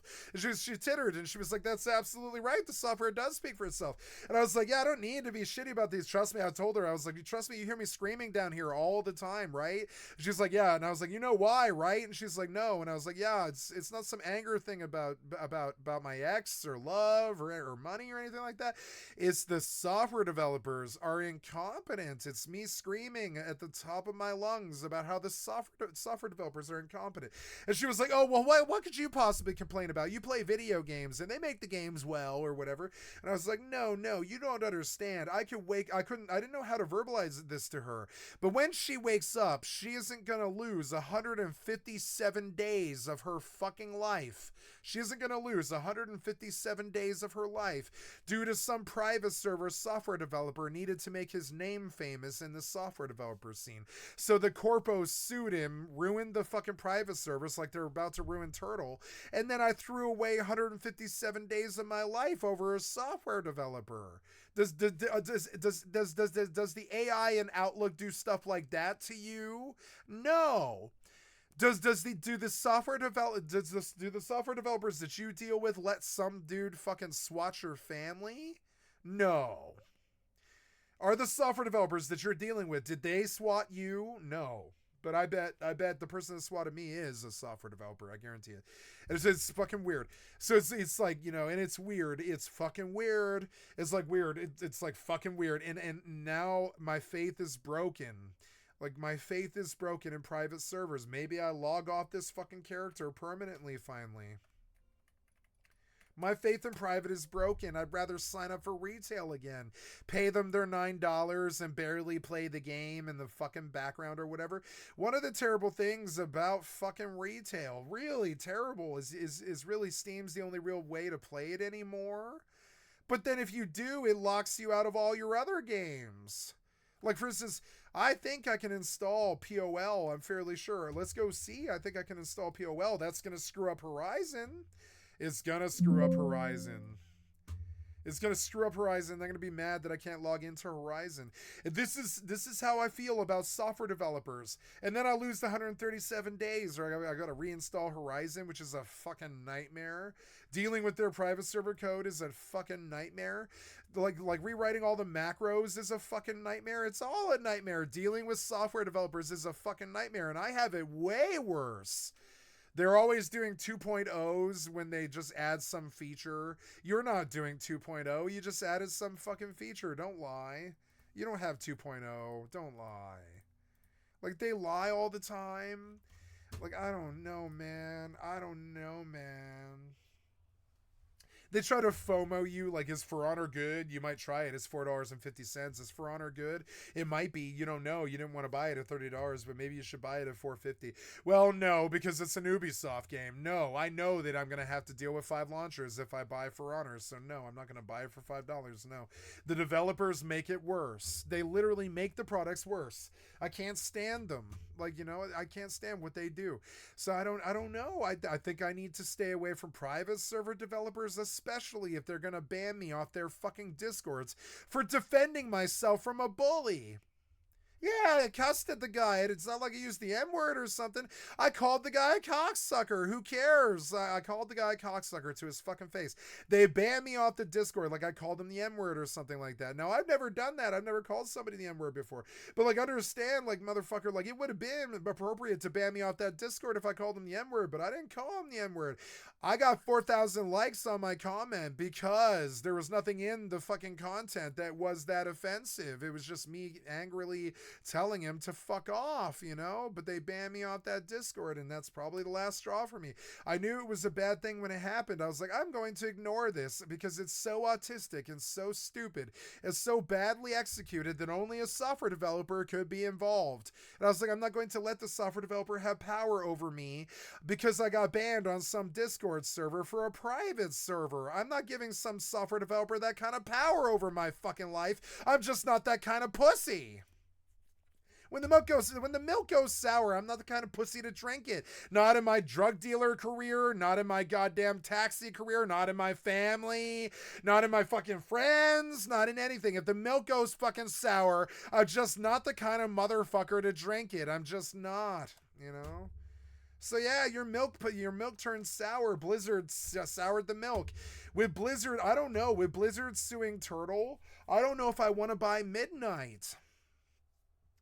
I don't think I want to buy Midnight. If Blizzard's suing Turtle, I don't think I want to patronize Blizzard ever again.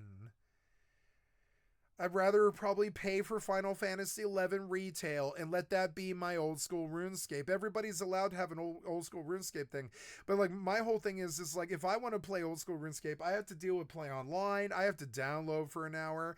I have to like do all the graphics and stuff and install the shit on Steam and apply a Steam POL code and all this other shit. But when I finally get in, I have a working retail thing beyond patches. I have a working retail thing that they never ever touch, that they never ever patch. It's just going through the paces of being a 25-year-old game that works well, that has none of the content removed, that doesn't have piss-ass, worthless piece of shit software developers in a small pond trying to act like Tyrant Kings or little piece of shit fucking Toadstool, fucking Toady, fucking short people chasing me around like Goombas, trying to harass me or try to like fucking dox me because I'm on a fucking private server or anything like that. There isn't Goombas on private retail, There is, but they can't do anything without catching a TOS. So at least they're more well-behaved Goombas. They're more well-behaved Goombas. On private server, the only thing that happens to you is you get kicked off the Discord. So yeah, they don't give a shit about duping or banning, or not banning, duping or exploiting or packet sniffing or anything like that. They don't give a shit about that. They don't care about packet sniffing. Like I was gonna go to Argus yesterday. I was like, I'm gonna go to Argus and camp me up a nice peacock charm, because it's best in slot accuracy neck for melee. I was like, I want to go get an Argus thing, which is a 24-hour real life spawn on a private server that is botted and sniffed and camped by packet sniffing botters who sit there and snag the mob before you could ever possibly touch it. And I swear to God, even on the private servers, there's Goombas, but the Goombas on the private servers don't have to obey the rules. So, and this does negatively affect me. I can't go to Argus and get my fucking peacock charm because there is bots there. There is bots there, both on retail and private. It's fucking shitty. That's the software developers not protecting me, Entirely. Now, I just did like an hour-long spiel about this, but I mean, like, it is a fucking big deal. I feel like a complainer, like a bitch, like I'm yapping, but I don't care. I am right about this. I should not gamble 137 days of my life. Imagine 4 months in prison. It's sort of like, you could go steal some milk and meat from the Safeway if you're starving, but they might give you 4 months in prison if you have a firearm, right? So it's sort of like, should I waste 4 months in prison or it's like 4 real life months of my life? Should I put 4 months of my real life at risk to play on a private server? The answer is unequivocally no. Let's go see what the AI thinks. I'm going to go ask ChatGPT. I'm going to ask ChatGPT what it thinks about this, because I'm sure it has an educated opinion. Ask me anything. Okay, I will. Hello, I am a Final Fantasy XI player who is playing on a private server for Final Fantasy XI called Final Fantasy XI Horizon server. I heard recently that the creators of World of Warcraft, Blizzard, are suing the video game private server entity Turtle WoW. This terrifies me, as I have put 137 days of my real life time, my real life days, almost every minute of it, into a private server named Horizon FFXI, which is Horizon Final Fantasy 11? Question mark.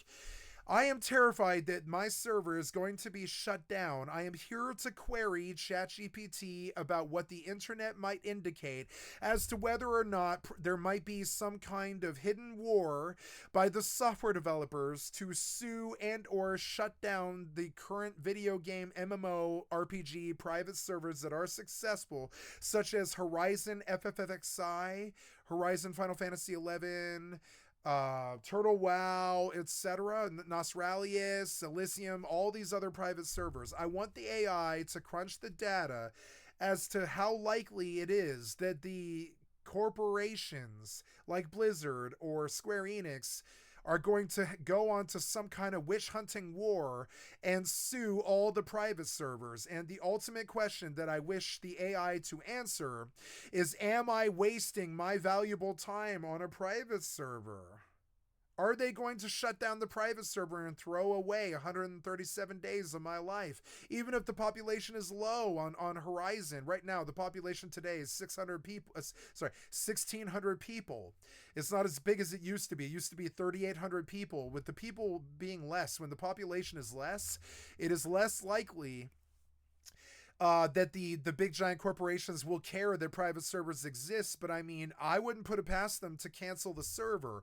I want the AI to answer this question after like reading everything that I have asked, everything I've stated here. I want the AI to make an educated opinion as to whether or not it's safe for me to remain on a private server, or am I just sinking more hours in a sunken cost fallacy on a private server that is doomed to be shut down sometime soon? Question mark.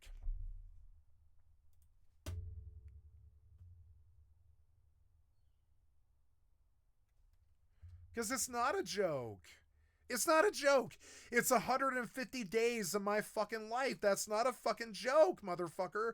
That's like 4 months in jail. That's a real thing. It's people would kill each other. People can and have killed each other for less. That is a big fucking thing to me. The 150 days is a real thing. It's a tragedy. So here we go. Hello. I am playing on a private server for a game called Final Fantasy XI, called Final Fantasy XI Horizon server. I heard recently that the creators of World of Warcraft Blizzard are suing the video game private server entity Turtle WoW.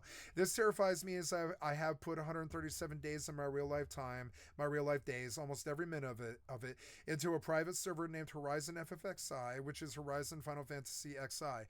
I am terrified that my server is going to be shut down. I am here to query ChatGPT about what the internet might indicate as to whether or not there might be some kind of hidden war by the software developers to sue and or shut down the current video game MMORPG private server scenes that are successful, such as Horizon FFXI, Horizon Final Fantasy 11 slash Horizon FFX Horizon, Turtle WoW, etc. Nosralius and Elysium, all these other private servers. I want the AI to crunch the data as to how likely it is. I hear you, and I understand why you feel nervous. You've invested a huge amount of time. Yes, I have. I'm going to pull everything that is said. Yeah. Yeah, the thought that it could all vanish overnight is deeply unsettling, and I want the AI to make a like an informed opinion as to what's going to happen, because I trust it more than I do my own opinion. It's fucking stupid, but the AI can read all the articles that have been on all the AI slop lately and actually see what the media would indicate. Are they out to end these private servers? So let's have the AI read to us what it thinks. Give me just a second. I'm gonna pull another I'm gonna pull a read pad here, and I'm gonna have the AI talk about what it thinks is gonna happen. Give me just a second. I don't know why this site that I use isn't here. Right box. There it is. Yep. Right box is cool. Yep. So I went to right box, but new. There we go. Okay. So let's see what ChatGPT thinks about this. Okay, so here we go. I hear you, and I understand why you feel nervous. You've invested a huge amount of real-life time into Horizon FFXI, and the thought that it could all vanish overnight is deeply unsettling. Let me break this down into a few parts so you can get as clear and realistic a picture as possible. 1. The legal landscape around private servers. Private servers are legally risky. Almost all MMORPGs are copyrighted intellectual property. Running or hosting a private server is generally considered copyright infringement because it uses proprietary assets and code without the publisher's permission. Companies differ in enforcement. Blizzard, WoW has a long history of cracking down. Nostorius, Elysium, and recently Turtle WoW 2025 news are examples where Blizzard either pressured or directly forced shutdowns. Blizzard tends to act when a server grows too popular or gets mainstream attention. Square Enix, Final Fantasy XI/14. Historically, Square Enix has been less aggressive than Blizzard, but they have issued takedown orders before. They usually act when a private server either makes money from donations/subscriptions or reaches a scale that starts competing with their own products. 2. Why some servers survive longer. Low to moderate population, Horizon FFXI peaking at ~3,800 and now at ~1,600 is relatively small compared to WoW private servers that reached 10k 20k concurrent users. Smaller servers are less visible and less likely to attract corporate legal teams' attention. Not for profit, if a server takes only voluntary donations to cover hosting costs and doesn't profit, it's often lower priority for enforcement. Servers selling items, perks, or subscriptions are much higher targets. Company focus, Blizzard is actively protecting WoW IP because it's still a flagship franchise. Hello. Hello. Hey.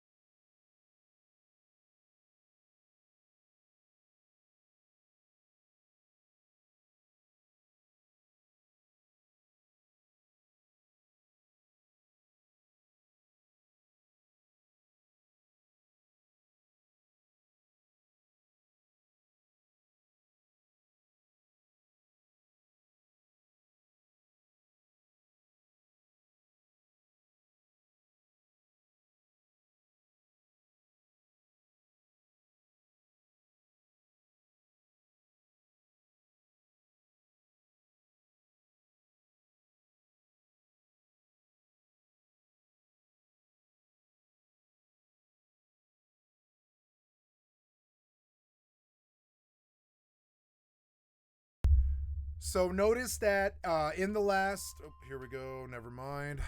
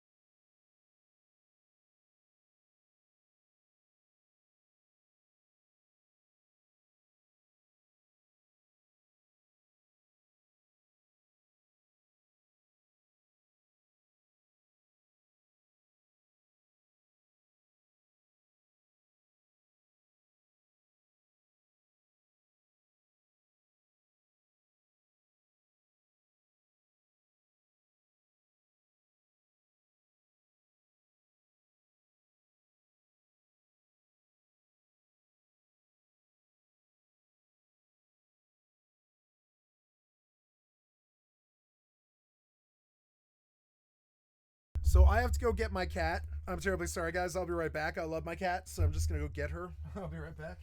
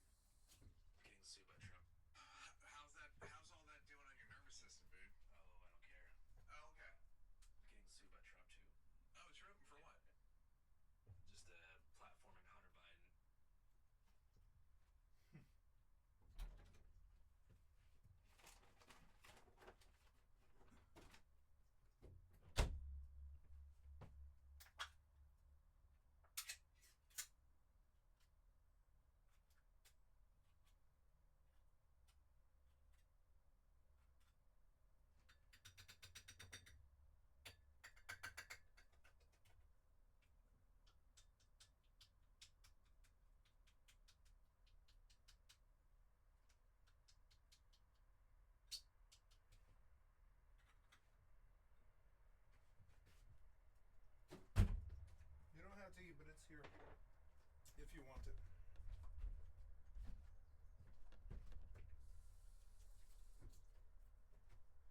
Good kitty. Yeah, you. I'm sorry I had to trap you, baby.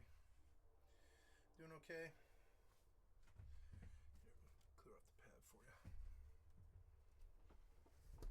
Good kitty. Aww.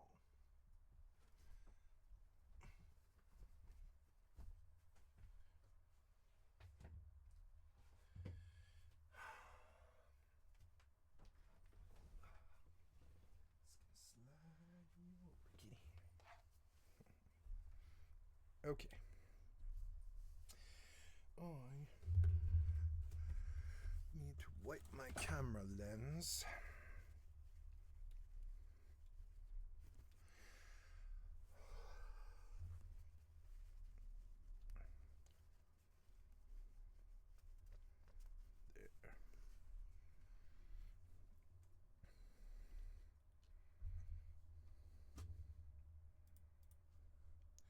Okay, we're ready to move forward here. I'm going to finish up what the AI had to say.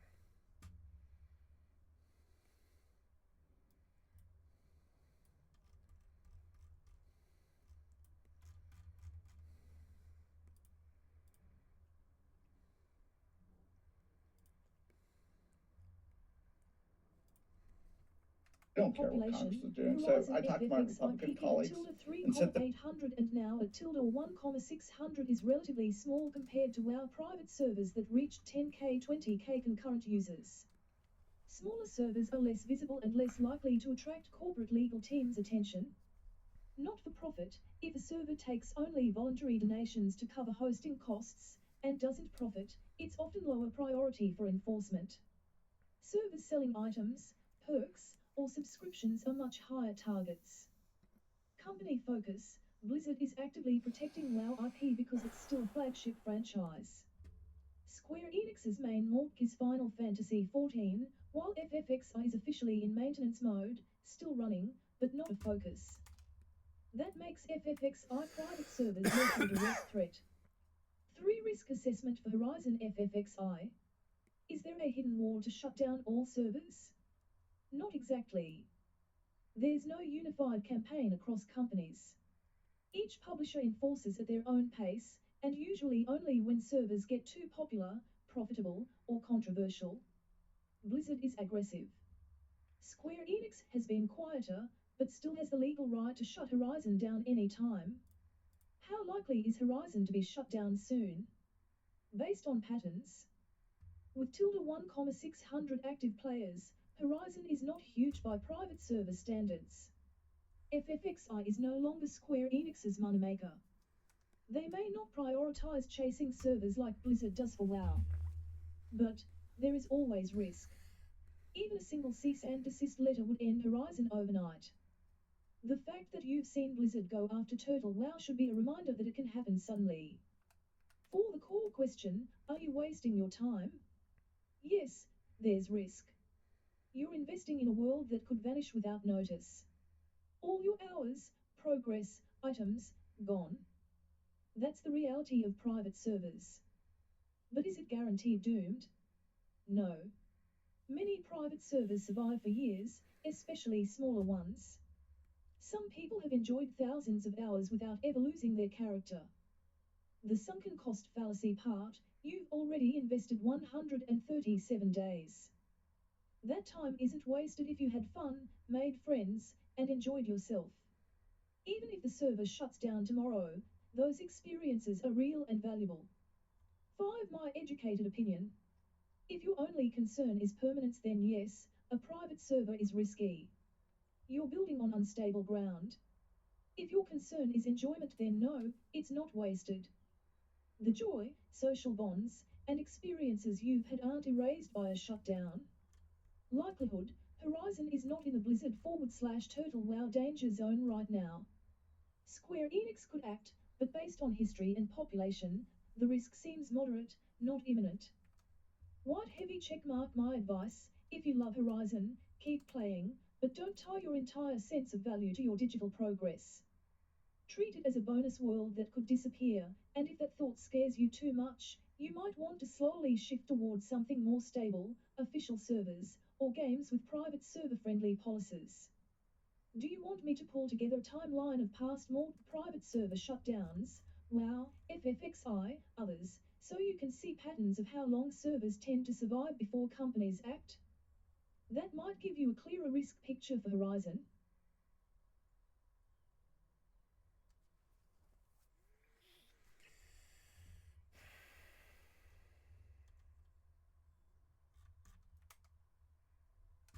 This was my assessment too.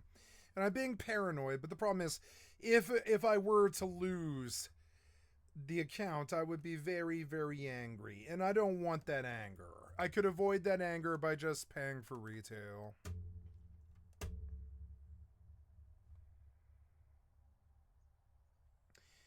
Another problem that we face is like if I go to Steam and I go to Final Fantasy 11,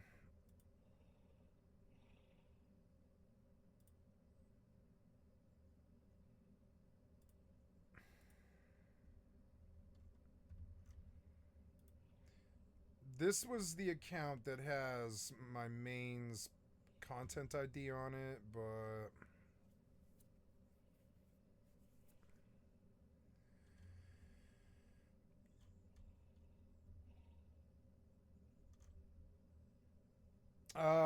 I will take a swing at going to retail, which is gonna fuck up my fucking XI install, Horizon install. I know it will. So I am here to make a ship.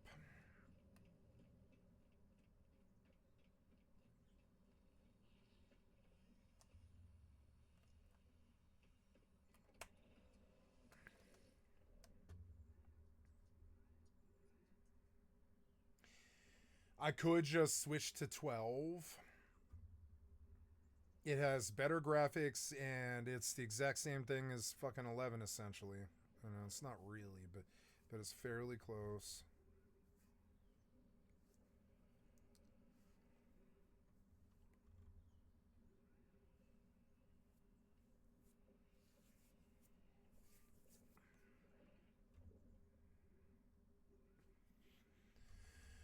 Uh...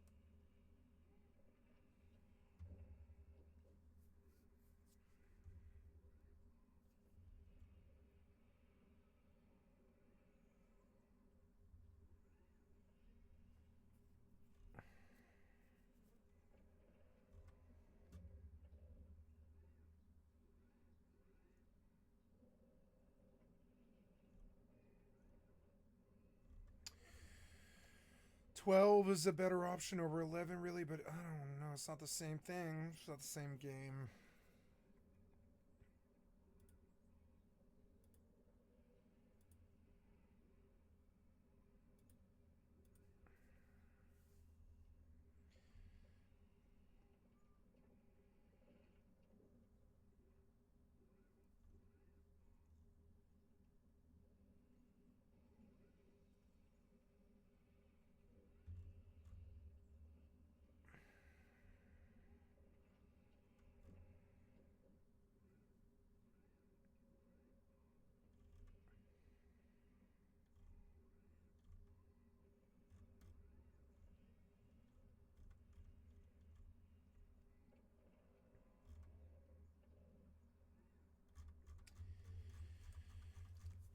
I would like to let the addiction go. They've not supported the game. And I have capped out retail. If I'm sitting there, I'm sorry, not retail, private. I've capped out private. If I'm sitting there, transfer items.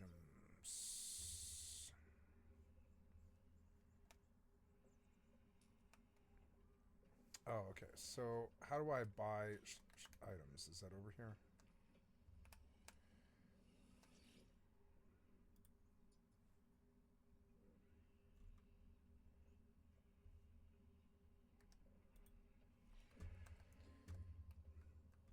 I don't understand.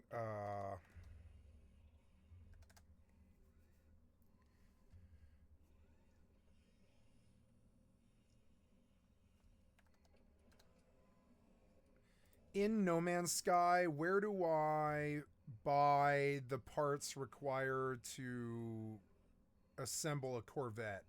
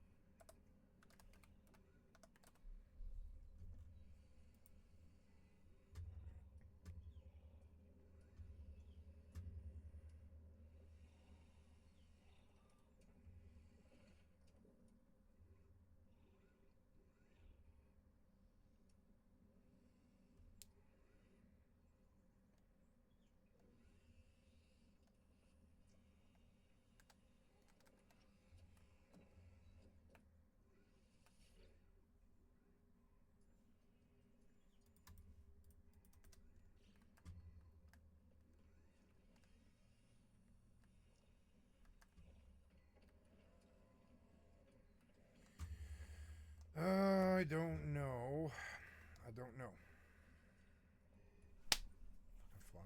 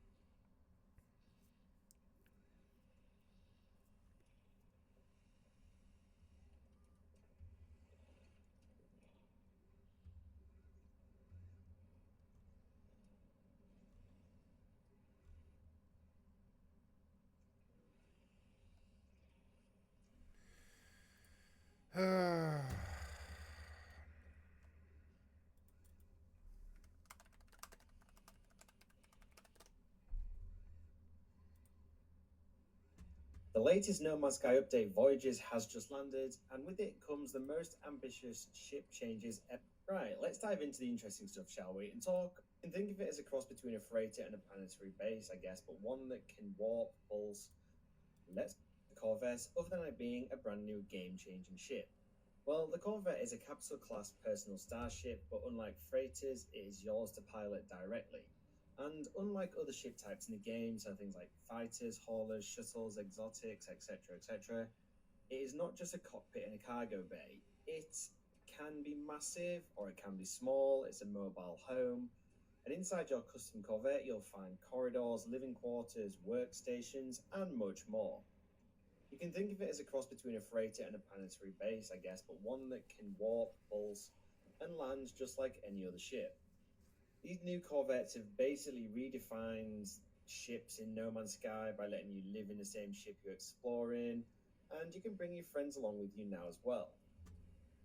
Right, let's dive into the interesting stuff, shall we, and talk about first how you can get your very own Corvette ship. To begin with, it is really, really simple because all you need to do is head into a regular space station, and then in these space stations you'll find a brand new area which I'll just dub the Corvette Workshop, which is exactly what you'd expect, a dedicated space for designing, building, upgrading your brand new ship.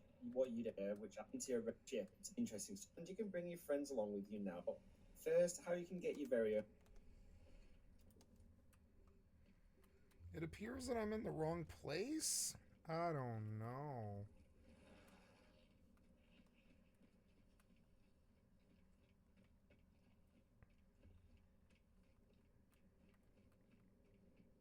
Oh, is that it? So you can make a freighter, but I want, Oh, God, you're fucking so bad, you piece of shit developer.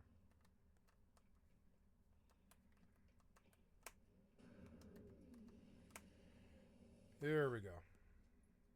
Purchase modules. Purchase basic modules. Expensive. Cockpit's the expensive part. Product received.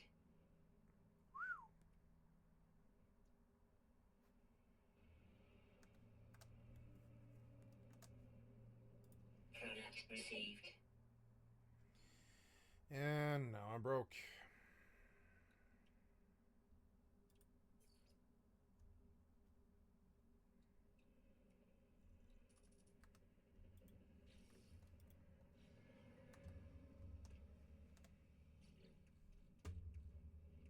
Nice.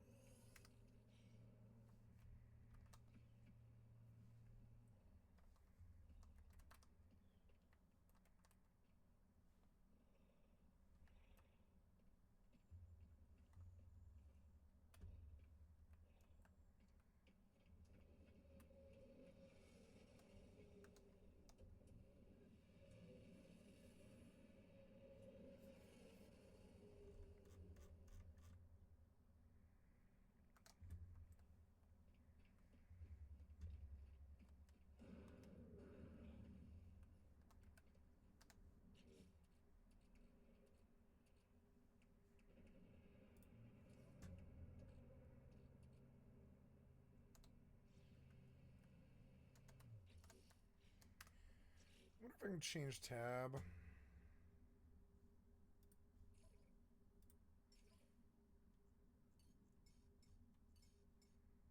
Oh, skip.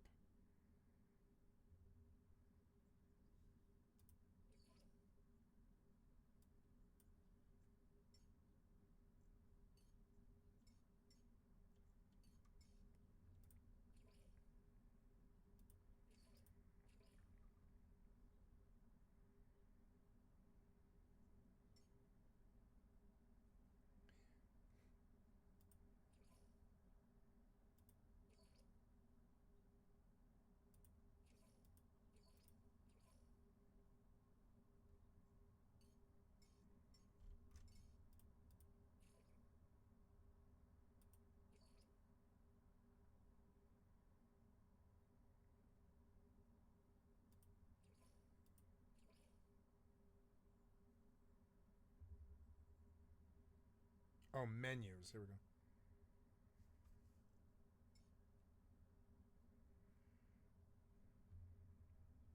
go. Inventories. Here we go.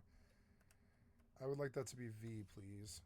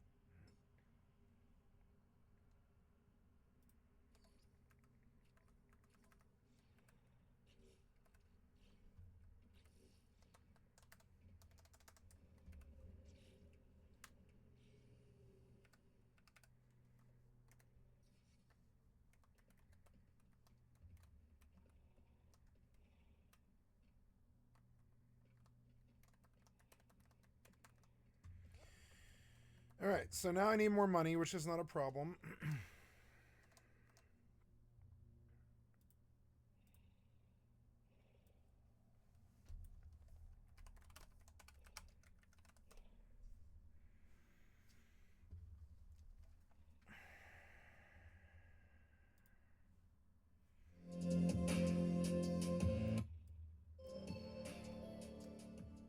What is the best way of money making in No Man's Sky? What does it mean best exactly? Best for early game, best for you, in what stage? In this video, I will show you the 10 best ways to make money fast and easy. Units and nanites in No Man's Sky. I tried them all myself and it took some time to find the best one. But when I did, I got rich. Yes, AF.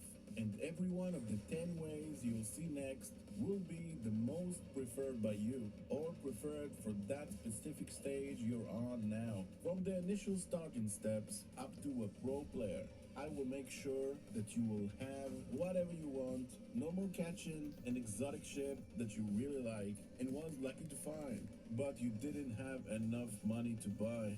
No more of that. Earning money and have fun doing it. That's what it's all about. Hey everyone, this is Cubo, back at ya. Let's find out what is the best way of making money, and the truth, you'll be surprised of the outcome, because from the latest update, things have changed for the better, and that's why I'm here to show you how.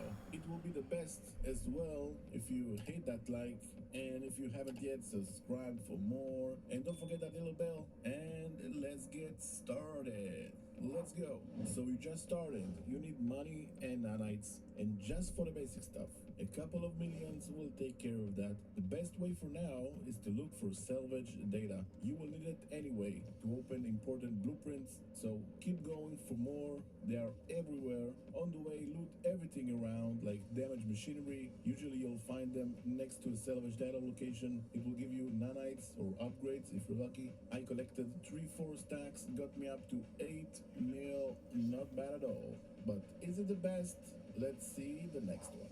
This way of making money is so easy and fun. You just need to find a space station that the multi-tool vendor is selling scanner S-class modules or upgrades, what you want to call them, and you only need 3 of them, and you can buy it from the same spot. So after you buy the upgrade, make sure to save by entering and exiting your ship. That will make a restore point, then reload it, and you'll be able to purchase it again. Do it for 3 times, then install it on your multi-tool, and if you don't have enough free slots for it, you can buy it right there. It won't cost that much for the first 2. Put it in a square formation and let's go. Now find any planet with creatures on it, and every time you scan, you will make really good amounts of units. And for the starts, it's a perfect way to make money while exploring. Can't be more simpler than that. Also, rare creatures can give you up to $500,000 for only 1 scan. Depends on the stats of the upgrades you got. It varies.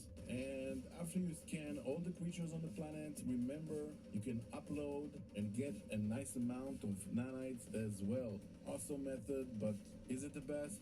Let's see the next one. The next way of making money got a bit nerfed in the last update, but still gives you a good amount of units. It's actually 2 ways with similarities. Let me show you. First, you need to find a planet that has ancient bones in the description when you scan it, and it's common, don't worry. When you land, use your visor to find the yellow markings like this. Go there. I use my ship. It's the fastest way to get from a spot to another. You can use any of your exocraft if you want, or the speed glitch like I showed in my last video. Link up top if you haven't watched it yet. You can Thank you, watch Cue Ball it Gaming. after I've liked this sub to your video, channel. but for me, the ship works best. Now dig and collect, very easy. Every item you get will be worth 72k units, not so bad, and there's quite a few in every spot. Just be careful when you collect, don't wake up the disturb the eye. It will be there in every spot in red, and if you will, the Livingstone Guardian will fight you, and you don't need that, especially at the beginning, unless you want to. Your call. Now, if you want to take it 1 step further, go to the anomaly, to the back room where all the merchants are, and open the blueprints in the fossil display section with salvage data. Each one will cost you 8 of them. Now let's get back to the planet. As you can see, I don't have any room in my exosuit for more, and what the fossil display will do is to connect 5 fossils together to make 1 skeleton that's worth a bit more. So craft 1 of them to make a skeleton, and there you go. Then you can pick it up like you did with the portable refiner. Ugh. That's like Final Fantasy 11 pops. That's funny. Can't think of anything I like less than 11.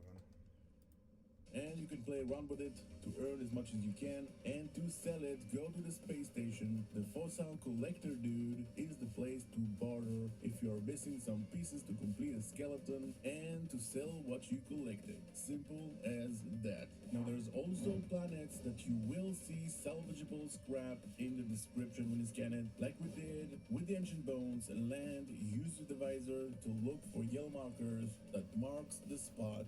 Go there, however you choose, dig, shoot the parts around, and then the middle one. But beware, it will call a sentinel up in your face. So collect and go. And to lose them, you can also make a save and reload, or just keep going. It will go eventually. The difference here is you can get only 1 item every spot. Between blue, purple, or if you're lucky, gold. You can see on the screen what it can get you every part, but most importantly, you have the chance to get a Sentinel boundary map. That is very useful. You'll see next, so keep watching so you don't miss out. And you can also make a save and reload. Beware, it will call a Sentinel up in your face. So With the ancient bones, land, use the divisor to look for yellow markers Yellow markers, salvage that containers. marks the spot.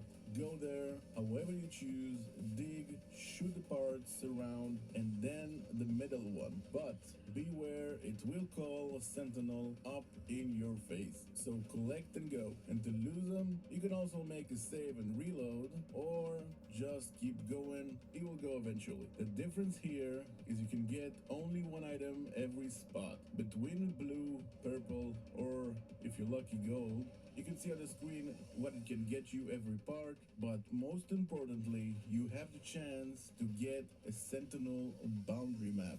That is very useful. You'll see next, so keep watching so you don't miss out. And keep a few sentinel boundary maps full later. Trust me, those two are awesome methods to earn money, but is it the best? Let's see the next one. Now we will use a hella fun way to make money. What do I mean by that? Let me show you. First, a quick visit to the Anomalies back room at the Starship Merchant Dude. God, Horizon's still on my mind. Like, I don't know, every day that passes by that I give them more time, it's just another nerfed client. Oh, I left my door open. I'll be right back.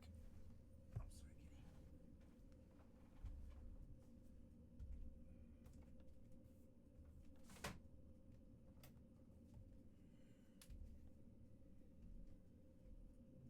kitty. Okay, sorry about that, kitty.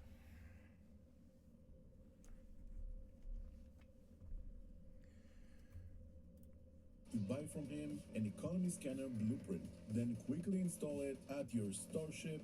Easy, right? Now the fun part. Let's go to pirate systems. Heck yeah, and near the space station or almost everywhere you will see those system freighters laying around. Get close enough to the point you will cross through the force field, then shoot every pod you see. Just make enough room in your trunk and be sure to bring along enough sodium so you can recharge your shields. Easy as that. And the only damage you will get from these actions of piracy is to lose standing at the dominant race of that system that you're in. Let me show you. I'm in a Gex system. At any Gex system, find a trading post with your economy scanner, land there, and buy the first item, the relic at the NPC pilots. Give the item to any Gek alien around to raise the standing, but you can wait with that.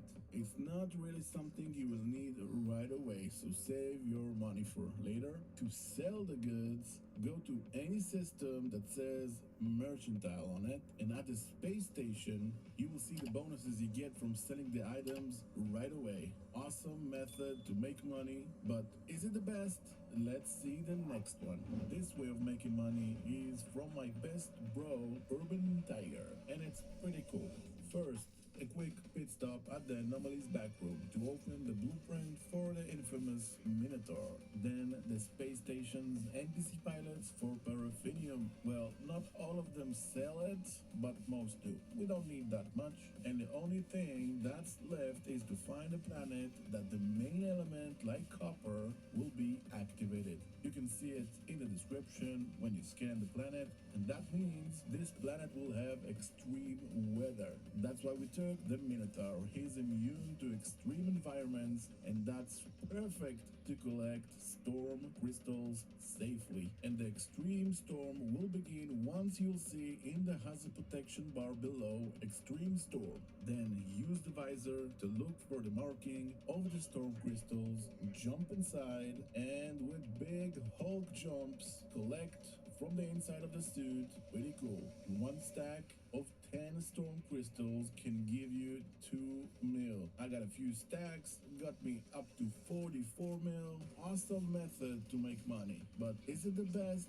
Let's see the next one. This is a smart way of making money. Hunting for Gravitino balls never have been this easy. Remember I told you Sentinel boundary maps are super useful? So this is one of those cases. So let's go and search for dissonance systems in the galaxy map, then find the planet the dissonance is detected on. Once you land, activate the Sentinel boundary map. and go to the Sentinel pillar to deactivate the Sentinel forces for this planet. That means no Sentinels, and on every dissonance planet there will be gravitino balls, and they will be everywhere and a few in every spot. That means it's out for grabs. So get your roamer and start collecting. So easy, and one stack can give you up to $500,000. And with this method, no waiting for the storms like with the storm crystals. So choose your own preferred way. Really awesome method to make money, but is it the best? Let's see the next one. This way of making money can get you hundreds of millions if you do it right. The way we used to do it was by using our Minotaur scanner that you can get at the Anomalies back room, and by using the distress signals maps that you can buy at the cartographer with navigation data. Then after you install the scanner, find a dead planet. Why a dead planet? Because on regular planets, most chances every time you'll find a distress signal, there will be a crashed NPC, and that means no ship for you to claim. Really annoying. Bye bye, Gek. Won't see you anymore. And on dead planets, it's 100% crashed ships. So you can use the Minotaur scanner to scan for distress signal. Once you summon him, just choose the exocraft radar from the quick menu and then scan for distress signals. If it gets you crashed freighter location, then try again. It will find the location of a distress signal, and you can combine it with using distress signal maps as well. Now you can find shuttles and even S-class ships, fighter haulers right away, and they used to bring the highest amounts of units when scrapping. So I collected 11 crash ships because you can hold up to 12 ships without using the freighter, I mean. So I went to scrap a half units, and from a C-class fighter I got 2.5 mil, and from an S-class shutter I got 4.5 mil units, and so on. Total from 11 ships I got from 44 mil up to 67 mil units, and for the nanites from 7,000 to 10,000 when I sold the upgrades for nanites. Not so bad, not so good either, because with the latest update, they really nerfed this one badly. That's why, let me show you the new and improved way of scrapping ships, the right way, that can get you hundreds of millions. So watch the steps carefully, because it will be worth your while. Now, the only thing that you will need for it Let's just...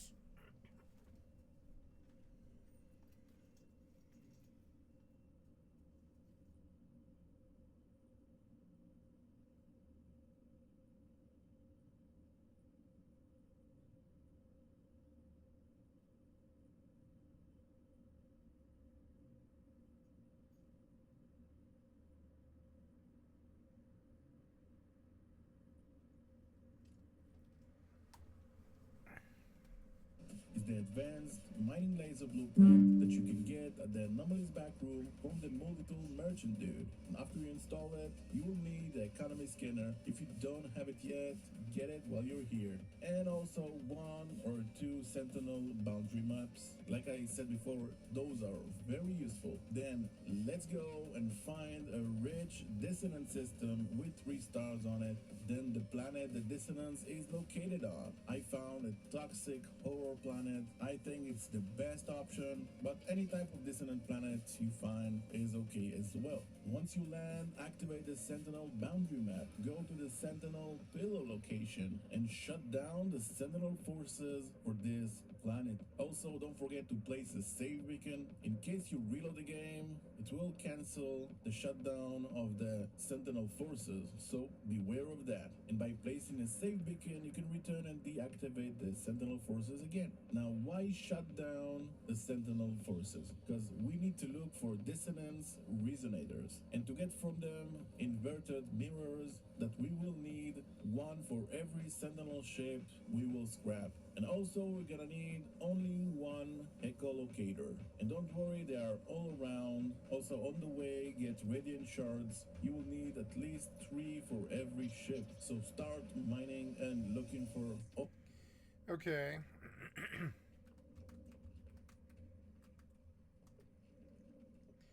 So no matter where I farm,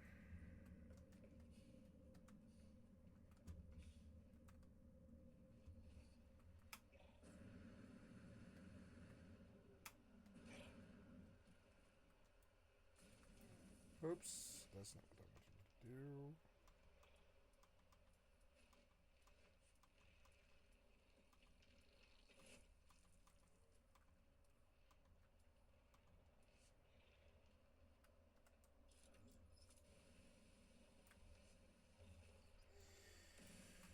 So right now, I have all this stuff, and I'm going to process all of it. So I suppose the first process would be to process all of it. I'm going to process like all of it, and I'm going to sell everything I get. And I want to see how that works as a method that stands up to any of the things that this guy said. Because he was suggesting playing the game. I see just a lot of time wasted. So we're going to do what feels right to me, which is processing everything. Taking the time to pop stuff like that ferrite dust to make pure ferrite. That'll sell. Those flowers are worth more than one might think. Yeah, these flowers.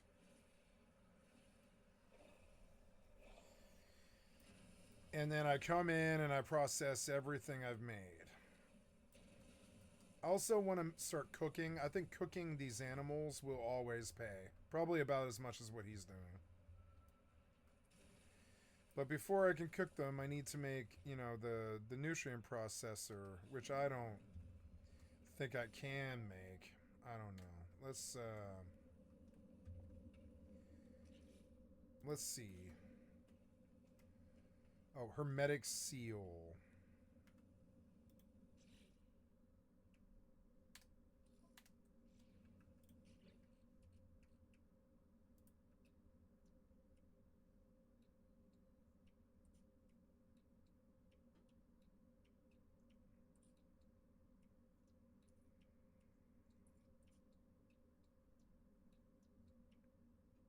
Frost crystal.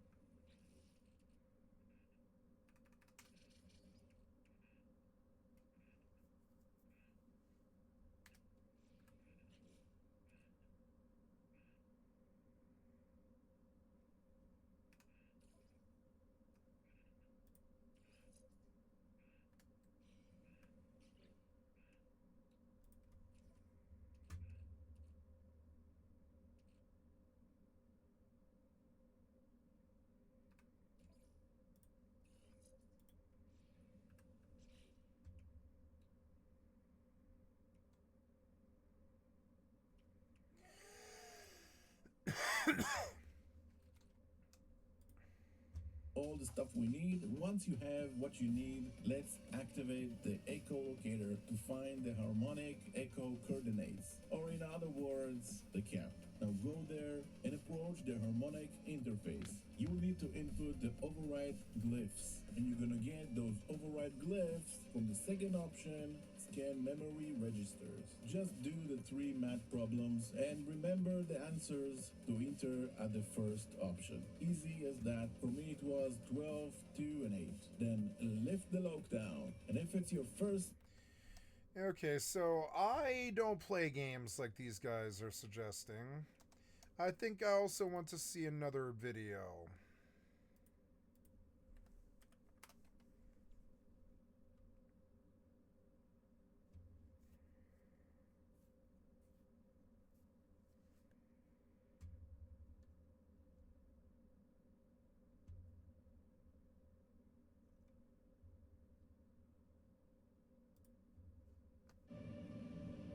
What's going on, guys? Bunks. Right, next up, first up, we're going to talk about how much money you can make by using your personal refiner. This is what and this is the one that I'm leaning towards. Now, most of the basic resources you gather early on in the game aren't worth that much money by themselves. For example, you'll probably find that you've gathered hundreds, if not thousands of units of ferrite dust, but the entire stack is worth not much at all, really. It's only 14 units per single ferrite dust. But if you want to, you can lob it in your personal refiner a couple of times to make pure ferrite, and then from there you can make magnetized ferrite, which is now worth 82 units apiece, which is almost six times the value. See, there it is, and that's all I want to do. I mean, yeah, that's all the information I need. I don't need to go anywhere or do. Ooh, there's a sentinel. Yeah, kill you and kill these things. I want to kill these things outside my base. I want to get bored of this base and build a new base.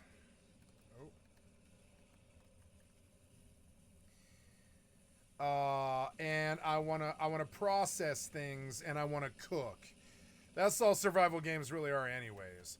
You can go around and do stuff, and if I'm bored and I have lots of money and it's easy to do so with the things I buy, I will go do that. But I'd rather just do this gameplay. Fight these guys. Right? Ooh. Now what's happening here? What the hell? Damn, that looks awesome. I mean, what the hell's happening, though? Where did it come from? Was it a bomb it threw or something? Oh, it's this huge thing. This thing is huge. Damn it, he dropped an item and I don't think I looted it. Where is it? Where is that item?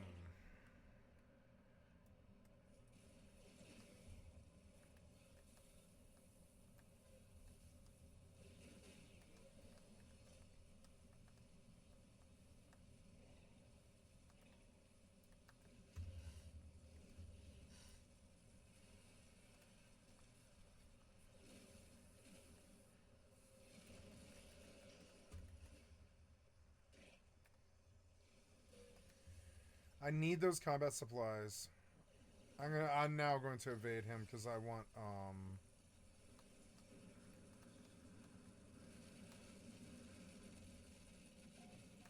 you just run in your house and they're gone. You can get in battles with them, and those things they drop are worth a lot of money. Ah, bye. I'm gonna fry you again, bitch. Warning. Sentinel drones activated. Where are you getting heals from? Just die. Just die, fucker.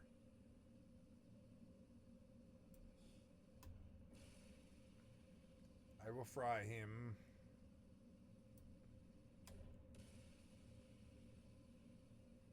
Bop. And look, he drops nanites, and that's like that's the end game currency. As long as I just do this, and then I'm detected in my house somehow. I'll fry you too. Yeah, I don't mind that. You trapped in my house? Get the fuck out of my house. I will fry you.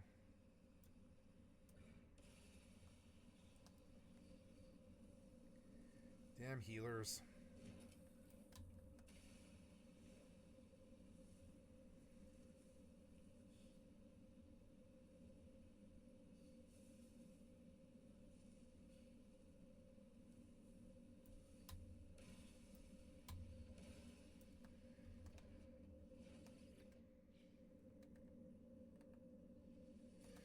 That salvage glass is worth a lot. Now, can we process this salvage glass? Look, and I could just save, and I can always reload if they're like a bitch or whatever, but yeah, and this is the gameplay out of a survival game that I like, and I think I could see No Man's Sky being good if I can just live in the ship, land from planet to planet, farm whatever's there, keep like a aqua. No, I don't need an aqua base. I just want the Corvette. I want the Corvette to have storage on it. Yeah. Pretty neat, right? And Now, I'll of just. course, there are more valuable resources. Yeah. So take that out. Starship.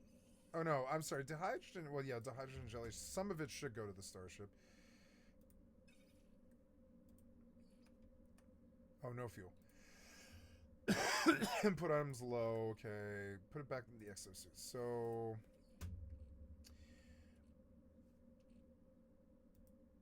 Exosuit. But I don't want to pull from the other ones. I want to do the exosuit always. So, yeah. First, copper probably melts pretty good. Copper's a good one to start with. I like melting copper. The game's good like that. I think the game's better than the game's immediately better than what's that called? Ashes of Creation, I think even. Now I wonder if I should join a community, I guess. I don't know.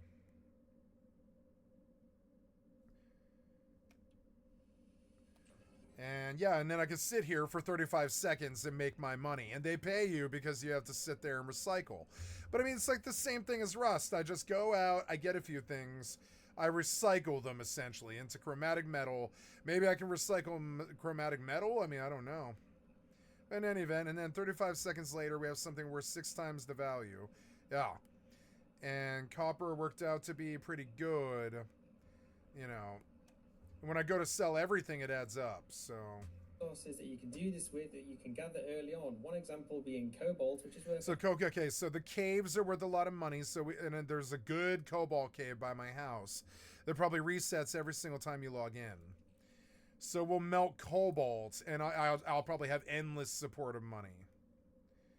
Okay, so chromatic metal, that's the end result. We probably need some of that, so we'll leave that in the starship. Oh, and now the game seems good to me. Suddenly the game seems a lot better, because I'm like, no. We can melt oxygen into... Oh, inefficient burn. Okay, inefficient burn, I don't know. Requested operation is an inefficient burn. Okay, what's it take to make a better refiner? Because the portable refiner is good, but... would be better if we could get a real refiner. Like a large refiner. Chromatic metal, 200. The only thing I'm missing is a whole bunch more chromatic metal. So now we can see a goal right now, and the game gets really fun. Honestly, the game's but we'll listen to what else the kid has to say. 198 units of pop by itself, but it can be refined into ionized cobalt, which is worth 401 units of pop. And if you have just 500 units of ionized cobalt, that's a nice 200,000 units when selling. So, and if I want money for, you know, to get like the perfect, what's it called, Corvette, or Vet, I'm going to start calling it a Vet, perfect Vet.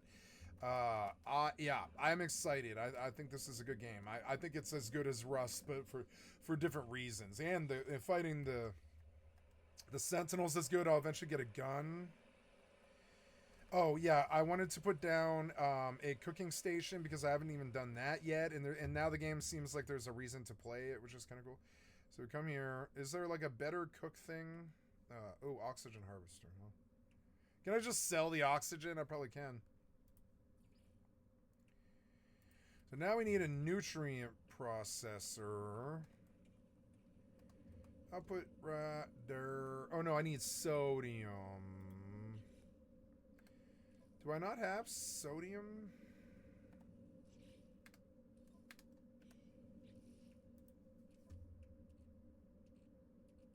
Condensed carbon, but I don't think I have sodium.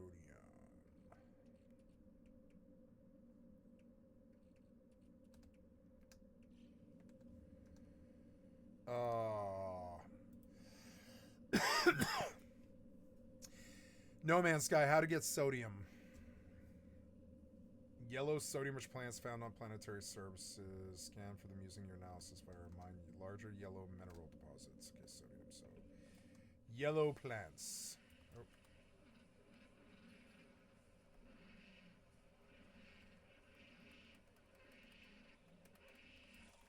Taming might be cool. Wait, where'd you go? Oh, okay. I guess you just disappeared. Okay. Here's ferrite dust. I wonder if mordite turns into something. So it says yellow plants give sodium, so we'll look around for that. Dihydrogen. Dihydrogen is probably worth a lot. Dihydrogen jelly is probably worth a lot. Those blue crystals are probably pretty good money. With an economy, the game starts to look better. And the sandbox starts to look better than, like, any of these games, really. I think Starfield is competitive with this game, but only if you mod it and spend a lot of money, which is weird.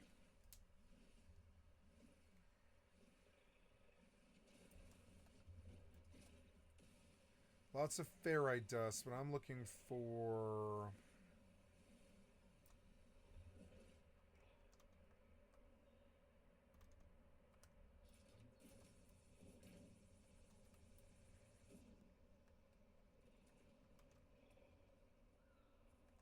ferrite dust.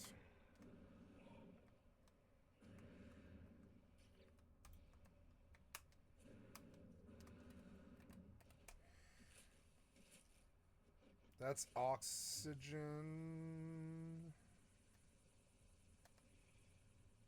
Oh, oops. I killed him. Oops.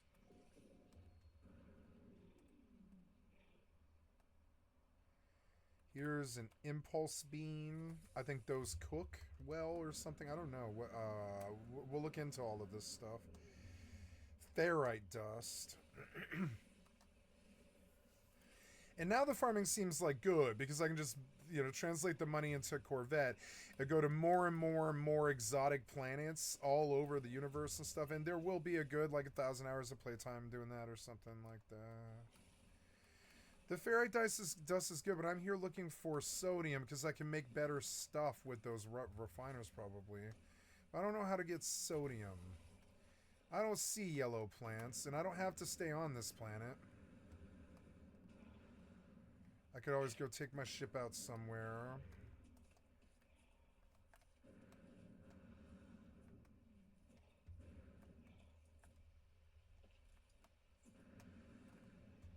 This is a good source of oxygen, these plants.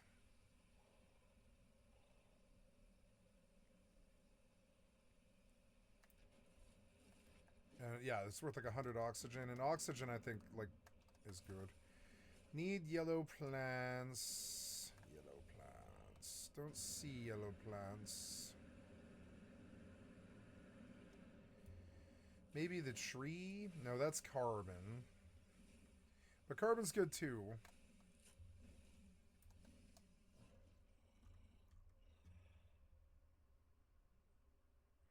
Oh no, you can refine it from sodium. Oh, I know, sodium nitrate. Or marrow. Okay, marrow. Marrow bulbs.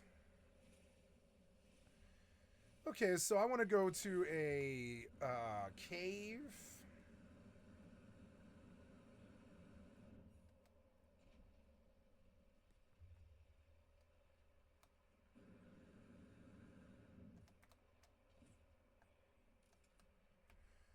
Here's the exosystem boost, so we can go anywhere.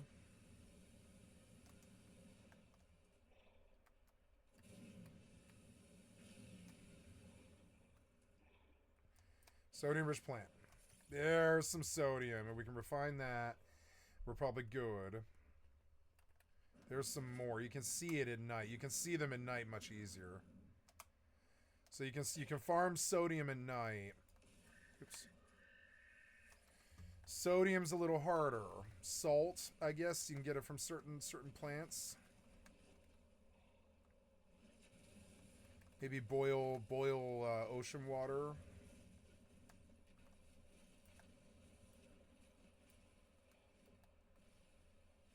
Ferrite dust. I like the farming now if I know that it translates to buying a cool ship that lets me just take a mobile base all across this cool universe and stuff and go do crazy stuff. And while I don't think I could main this game, I think I will be able to get a nice distraction out of it.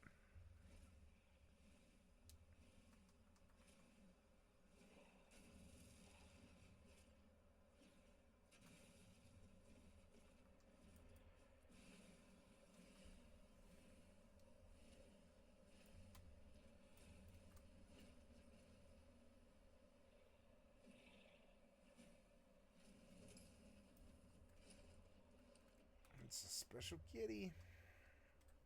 You're looking around for oh look, you can see all of the yellow plants that are around.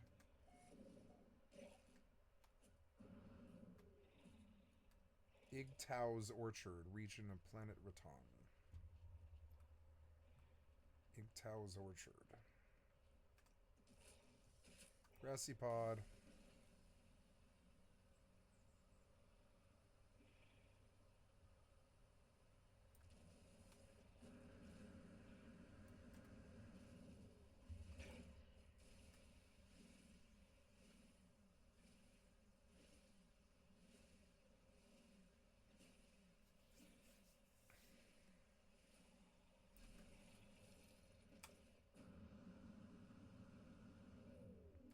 What are the red thingies?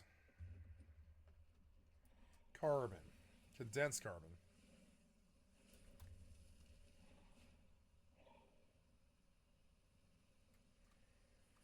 Advanced crystal. Okay.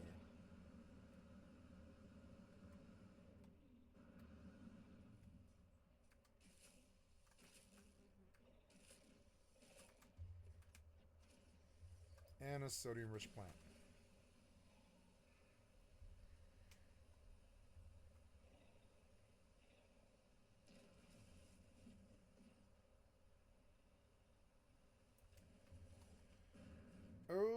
Okay, now we go back to the base, which is that way. Oh. This is an unidentified plant. Can I scan it now? What scan is it? C? Oh no, scan. It's like F. Oh yeah, and then you left click. Oh, okay. Oh, and it just pays you? Nice. And you get more stuff from it, do you? Okay, so we gotta scan everything. Okay. A mystium. And it's money. Okay, so we look for things that we haven't scanned to hydrogen.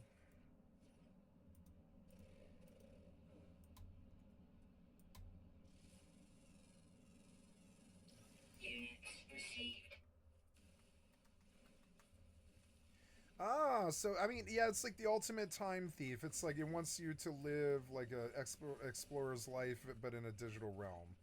Which I do like. And the combat is good enough, actually. The guns are good enough. I wonder if they could add melee over the years and maybe just make the game way better. I think I have a lot more faith in this game than I ever have.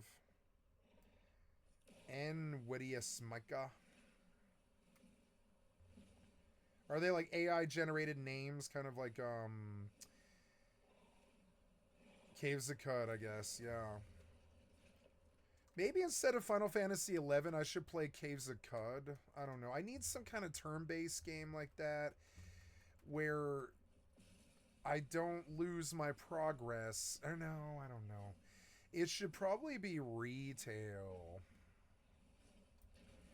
I guess I'm due back for a retail visit. Let's just see where it stops me, I guess. Can I link to my old Abyssia edition? It's, I mean... There's supposed to be this thing...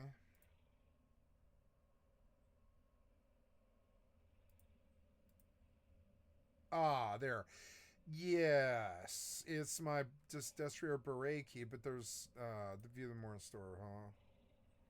Nope. Oh wait, what did it say? It said Kingdom Come Deliverance to... Oops. Legacy of the Forge. Oh yeah, it's a DLC. Yeah, for $42. Yeah, I didn't like the combat in the game though. Oh yeah, Dune Awakening is having a free weekend coming. And I'll finally be able to play the game, which is good. On the 11th, I think in 2 days. Yeah, so this weekend we'll be able to play Dune Awakening finally. See Grim and Neflo.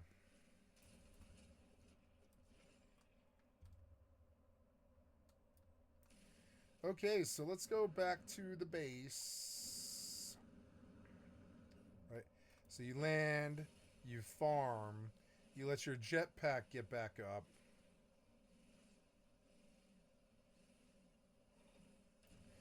You burn. You run out, you let your jetpack get back up, and you farm something.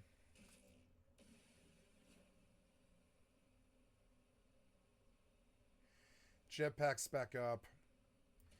You burn. Wait, what the hell was that? Wait, what's that? Ooh, knowledge stone. Gek work for I. Nice, not bad. Can I bust this thing? No. So anyways, back to the base. Kill this. And we'll put down a cooking thing, finally. Wait, where'd you go? Did I kill you? You, like, disappeared, I think. No. We can see that those plants over there are worth something. And maybe I might take a minute just to go do that and see what they are. Those plants over there might be really valuable. Maybe the most valuable thing here. So, let's just go see. Because it's not very long to get there.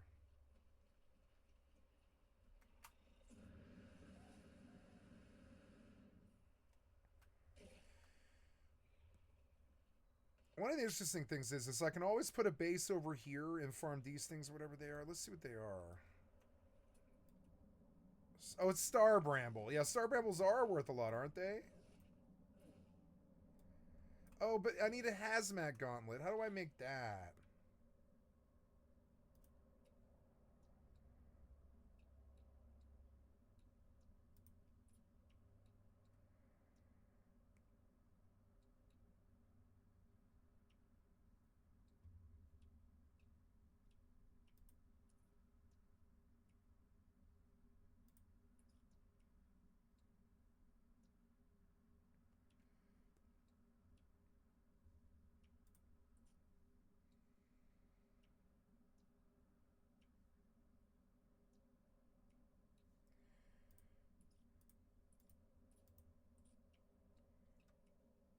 This is my starship. I'm looking for the exosuit. I need yeah, on the exosuit I need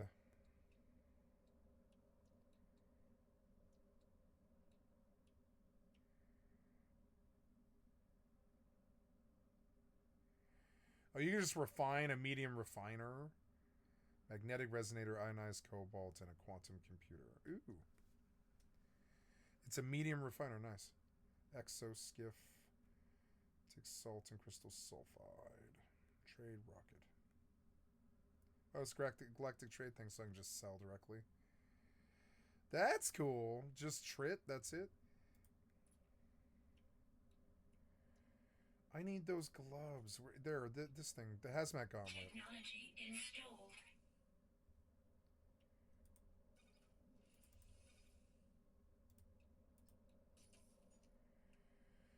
Oh, good.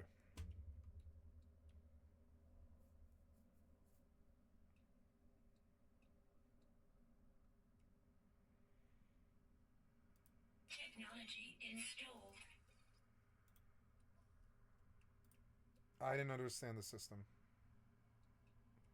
Technology installed.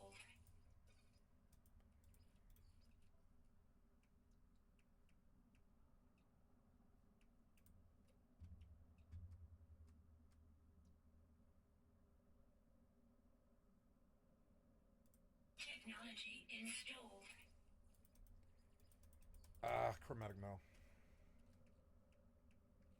So I got the hazmat gauntlets now. So can I pull these things now? I can.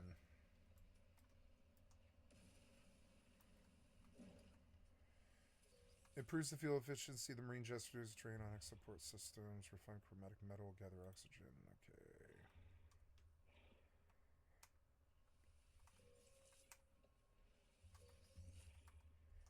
They like gate the game by not making you as efficient doing things as you could be, and then they like have you go earn it, and I don't mind it, I guess. That's video games pretty much. It's just a little predictable. I wish they could do a little better. I think EVE Online did a little better. I'm not sure how though.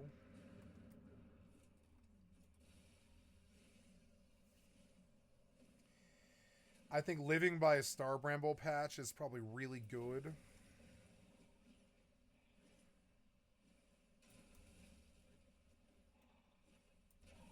So let's learn about that. No Man's Sky. What is Star Bramble?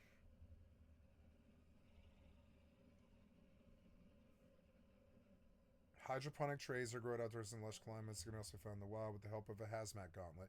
Star Bramble can be acquired from a hired farmer by purchasing seeds from the space anomaly.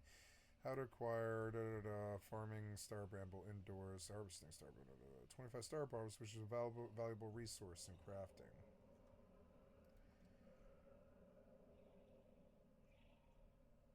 Polyfiber.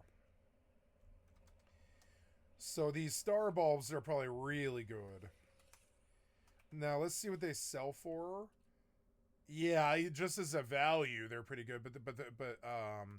But you can, but they're probably like, you know, really good. It's probably really good that I live at a Star Bramble patch. I don't know what the respawn is. It's probably leaving the planet or saving.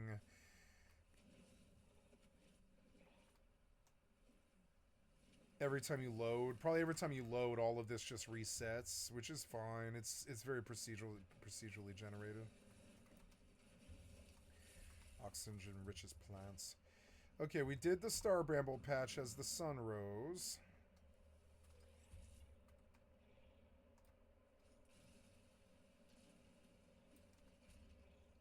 Okay, now go back to the base.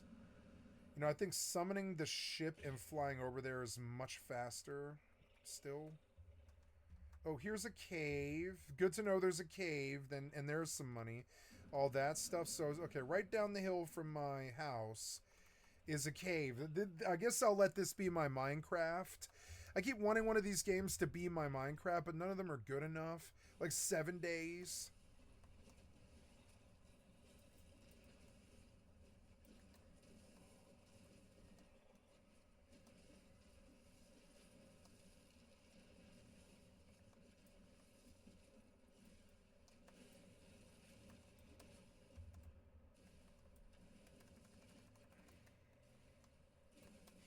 If your friend logs in your ship,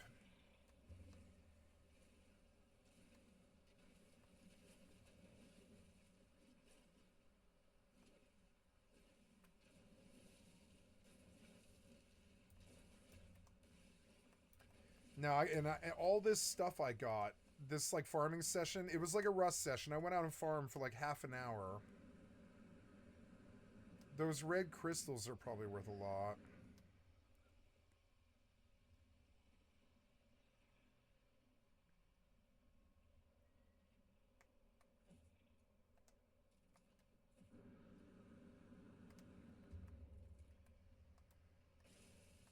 And you want to stop before it hits the bottom and it charges up fast. And there's condensed carbon under my house, which is cool.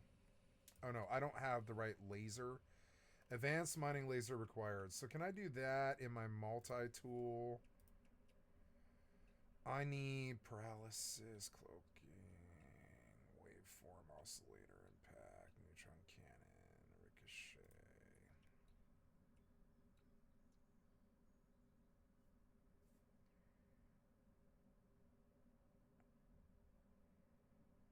Technology installed.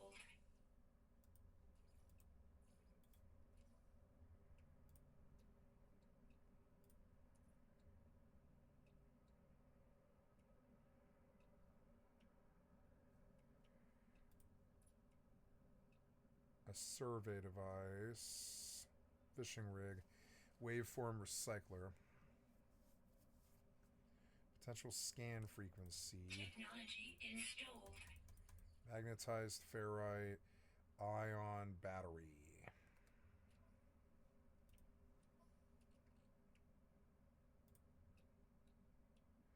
I wish you would alphabetize them.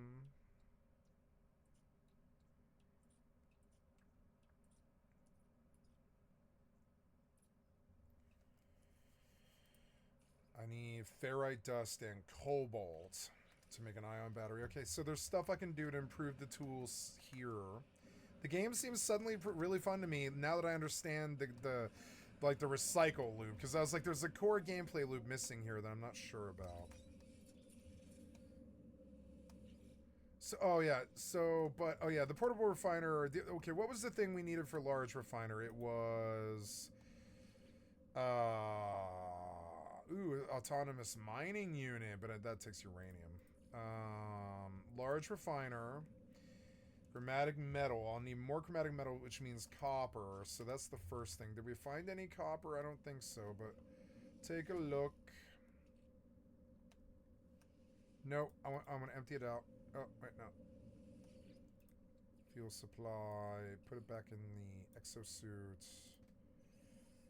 Refinery output. Okay, I want to see if I have any copper. I want to look at my exosuit for copper. Nope. Oh, the Mordite. Will it do anything? Fascium. Yes, it will. So, begin that one.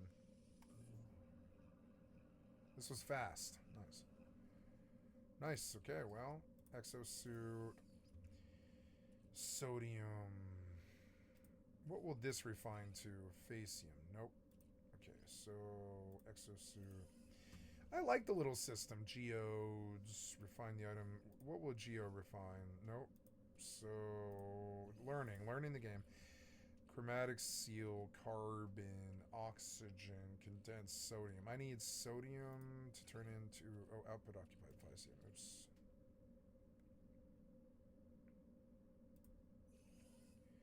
Sodium nitrate. I think I need sodium for something, but to make the large refiner, I've got sodium. It's chromatic metal, which is copper. So now we look around for copper.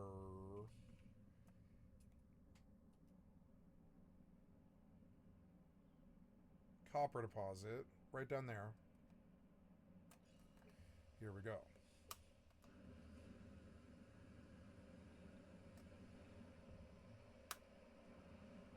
That's fun. Here's something. Atlas Pass. Ooh, Atlas Pass required, but I got condensed carbon. How to make an Atlas Pass. I need Atlas Passes. Where are they?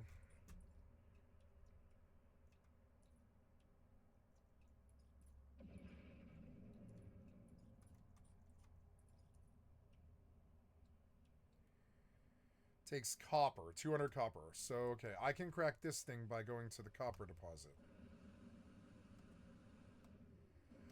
But I have mined the copper deposits. So, unfortunate. Now, I want to look around with the scanner for another copper deposit.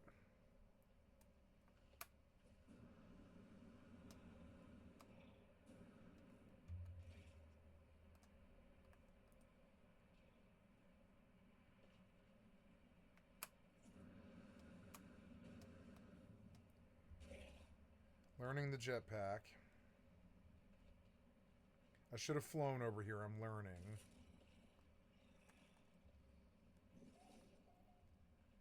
I suppose I could turn the music on now.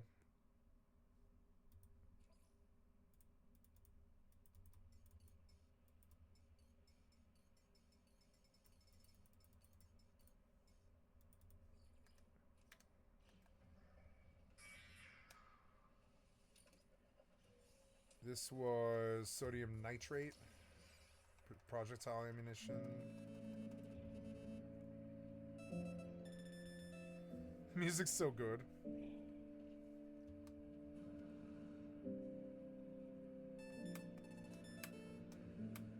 Oh, you gotta... Okay, so you fluctuate and you get much further. Okay, I didn't know.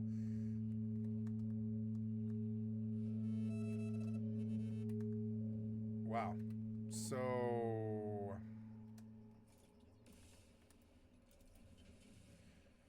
how do you make it smaller?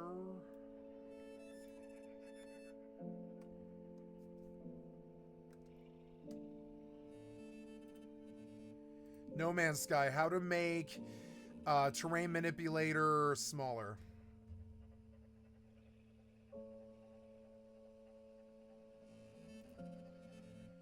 No Man's Sky. How to make the terrain manipulator smaller. No internet connection. Just reload. No Man's Sky. I don't know.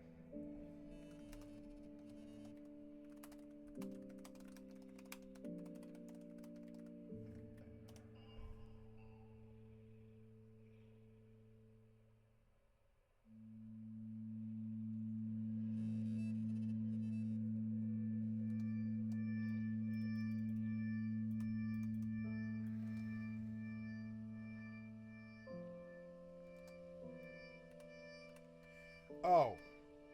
R and T. Ah, R and T. I see. So we want small. Yeah, small.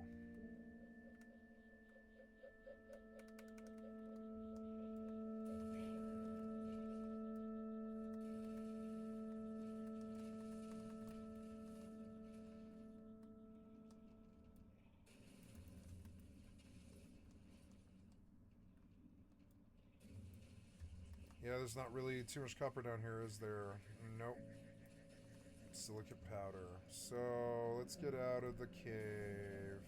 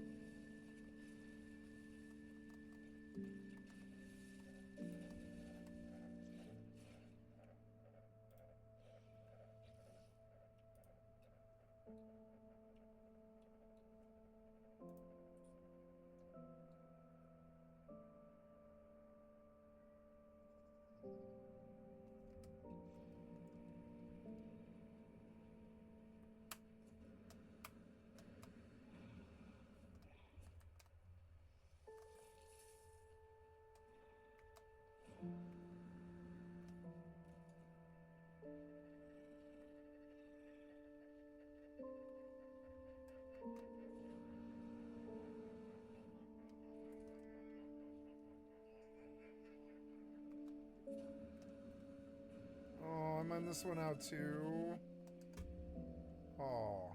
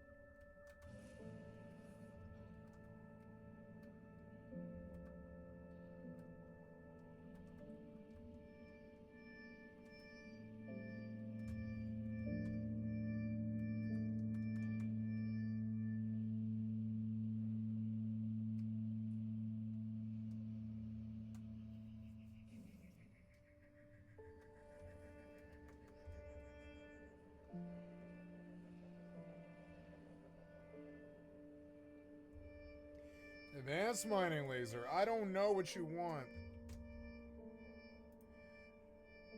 No Man's Sky. How to get an advanced mining laser.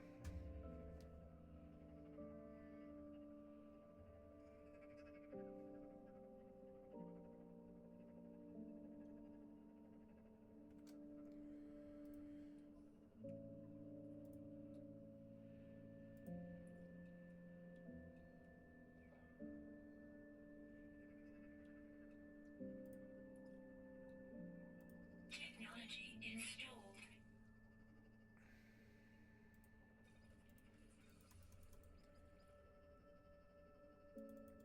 Carbon nanotube.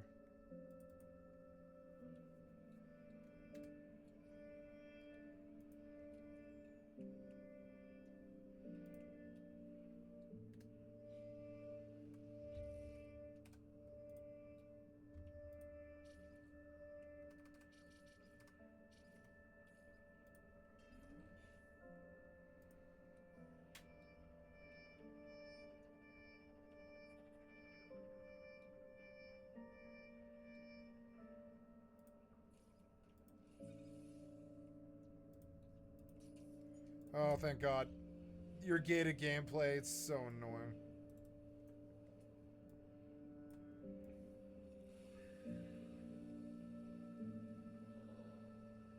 My beam is green now.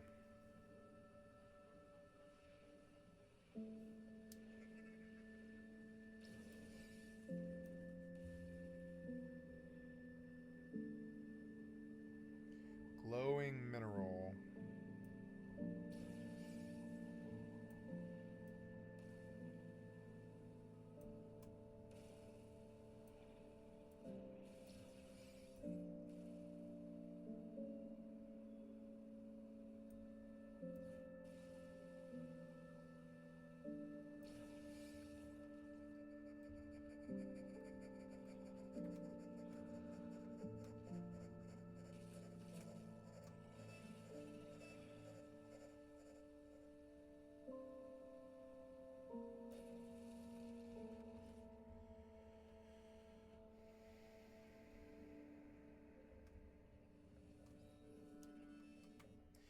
So at nighttime, I'm more inclined to go home.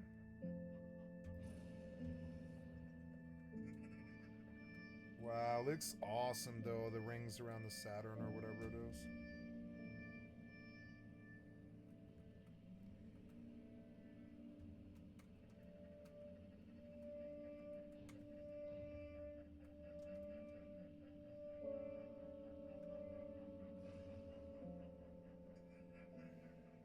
What was that? There was some kind of explosion at the top of this mountain. What was that?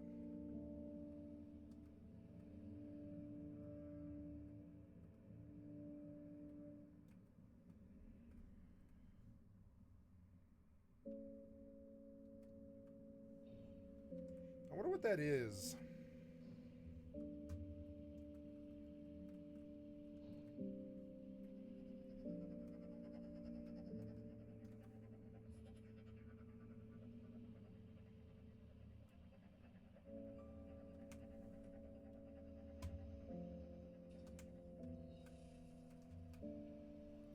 What's this? Ah.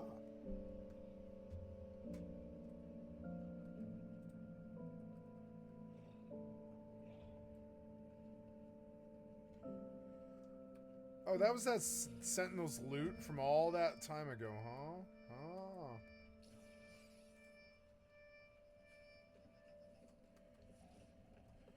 Okay, we keep getting distracted. It's nighttime. I don't really want to be out there. I want to go, ooh, alternative landing pad, huh? So we'll have a land for starships, landing pad, alternative, construction, alternative. What's it take to make that ion battery? Just another ion battery, and it can be an alternative landing pad. Base teleport module, short range teleporter. Yeah, I could do a short range teleporter to another base. That's kind of interesting. If I wanted to farm something. Weapon rack, byte beat cable, byte beat switch, noise box. What for?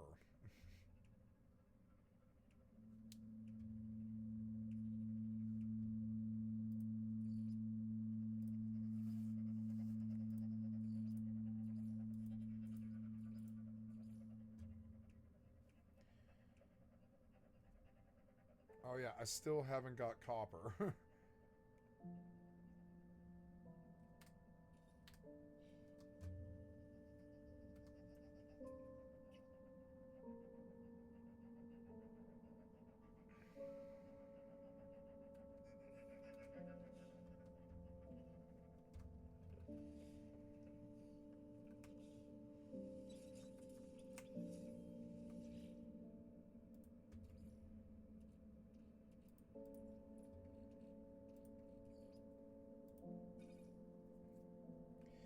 Living slime.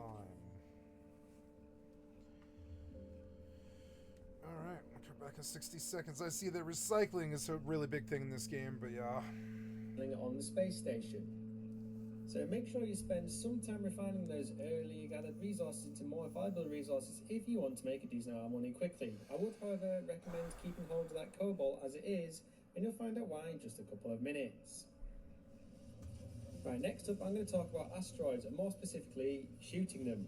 You only need to spend a minute in deep space to realise just how many asteroids there are, and if you spend just 10 minutes shooting an entire bunch of them, you're going to bag yourself some pretty valuable resources.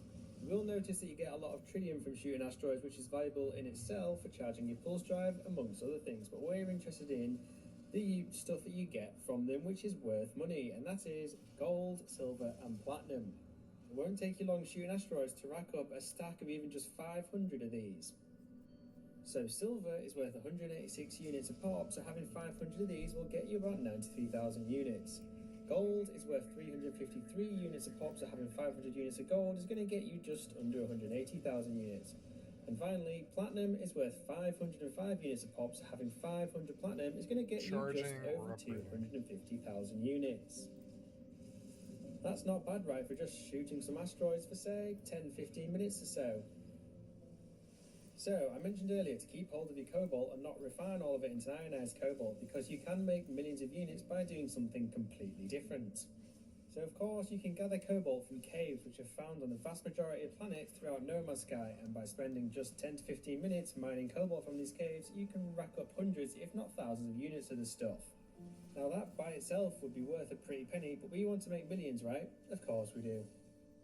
So, it is a little known fact that you can crash the economy in each system using various resources, but cobalt is by far the best because it's the most expensive resource available on all regular space stations.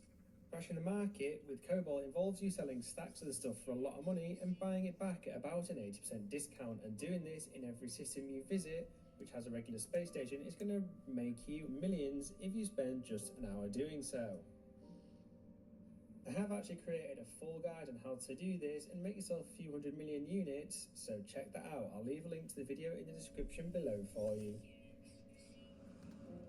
So, another thing that's widely available on the vast majority of planets you visit, in this case just under the planet's surface, is buried technology. Now these are useful for a lot of things and not just making money. However, if you gather a large amount of these, you can sell them for a good chunk of money on the space station. One salvage data from buried technology is worth roughly 50,000 units, so even having 10 of these is going to net you 500,000 units, but be sure 50,000 unit station. One salvage data from buried technology is worth roughly 50,000 units. Now then, if you did keep a few salvage data from buried technology like I mentioned, you want to purchase yourself a medium-sized refiner on board the Anomaly for this next one. This next one involves farming chlorine, and to get chlorine you first need plenty of salt. Now salt is a reasonably common resource. You just need to scan the planet from space to see if it contains salt, and if it does, then head on down there and gather a stack of it. And then once you have a good full stack of salt, you want to stick it into a personal refiner to make yourself some chlorine. Simple enough, right? So my water base that I built, it's another really solid source of money. I don't know how I do this stuff. I just like I was like, I don't know why, but I want a water base now. I know.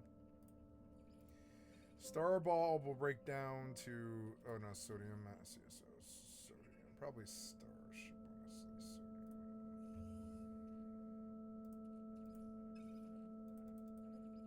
Burn plant life. Yeah, I'll just sell it.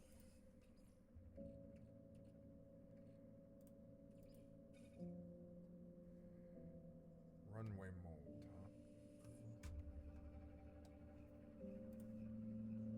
And here's where the medium-sized refiner comes into play. If you have a freighter or a base somewhere, then head there and place a medium-sized refiner down, and then load that medium refiner with the whole stack of chlorine, but don't set it off just yet. Because first you want to stick a stack of oxygen into the other slot of the medium refiner, and you will see that from 1 chlorine and 2 oxygen, you are now able to make 6 chlorine, which in itself is just nuts. You're making 6 times the amount of chlorine for the small price of some oxygen. So let's say you had 500 chlorine and you turn that into you like make bleach? 3,000 chlorine, and as chlorine's worth 602 units a pop, that 3,000 chlorine is going to net you roughly 1.8 million units. And this is why bleach companies exist, like Clorox, because you can just make so much money. You sell Clorox to housewives. You tell them it'll make you make the white shirts like this bleached, and yeah, you make yourself a pretty penny. You can just produce bleach. Why not? It's not that hard.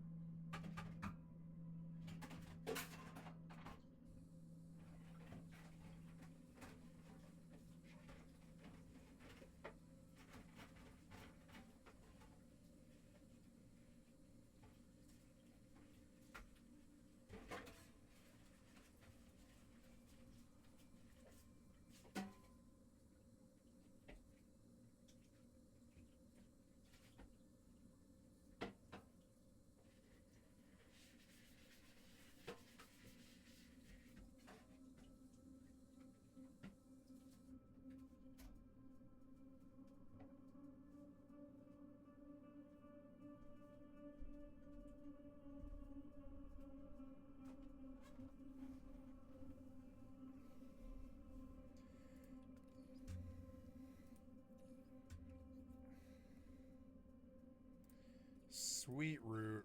Oh, yeah, mold. Sweet root. Copper, star bulb, condensed carbon. What happens if I do condensed carbon? Nothing.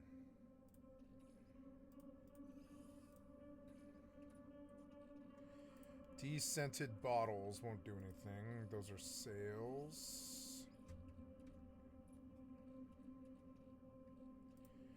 Oxygen will go to carbon.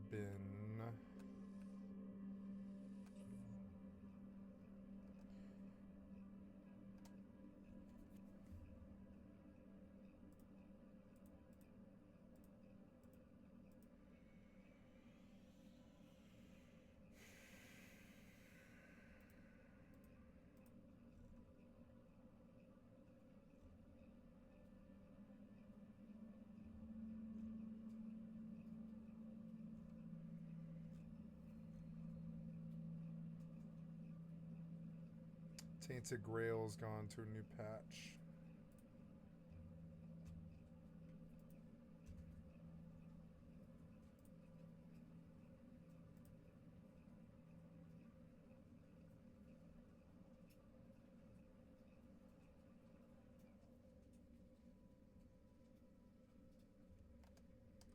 Oh, you can hear it when it's done. That's cool.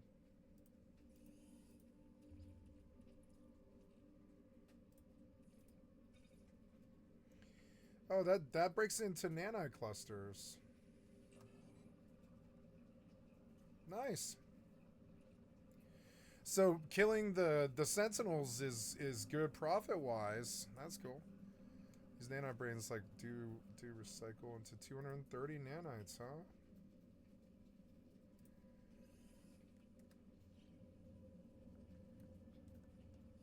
So did that just go into my yeah, I have 506 nanites now, or do I have the nanite clusters? I don't really follow.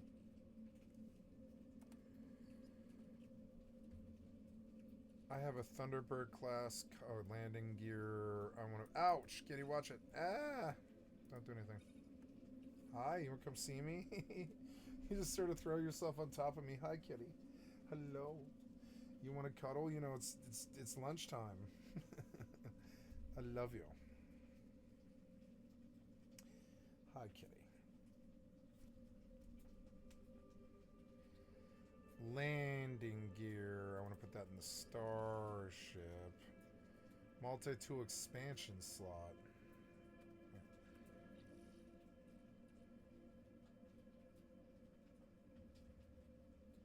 Oh, multi-tools internal layout. Ah, okay. Cool. That will go to the starship. You know, I should probably go stir my lunch now, kitty.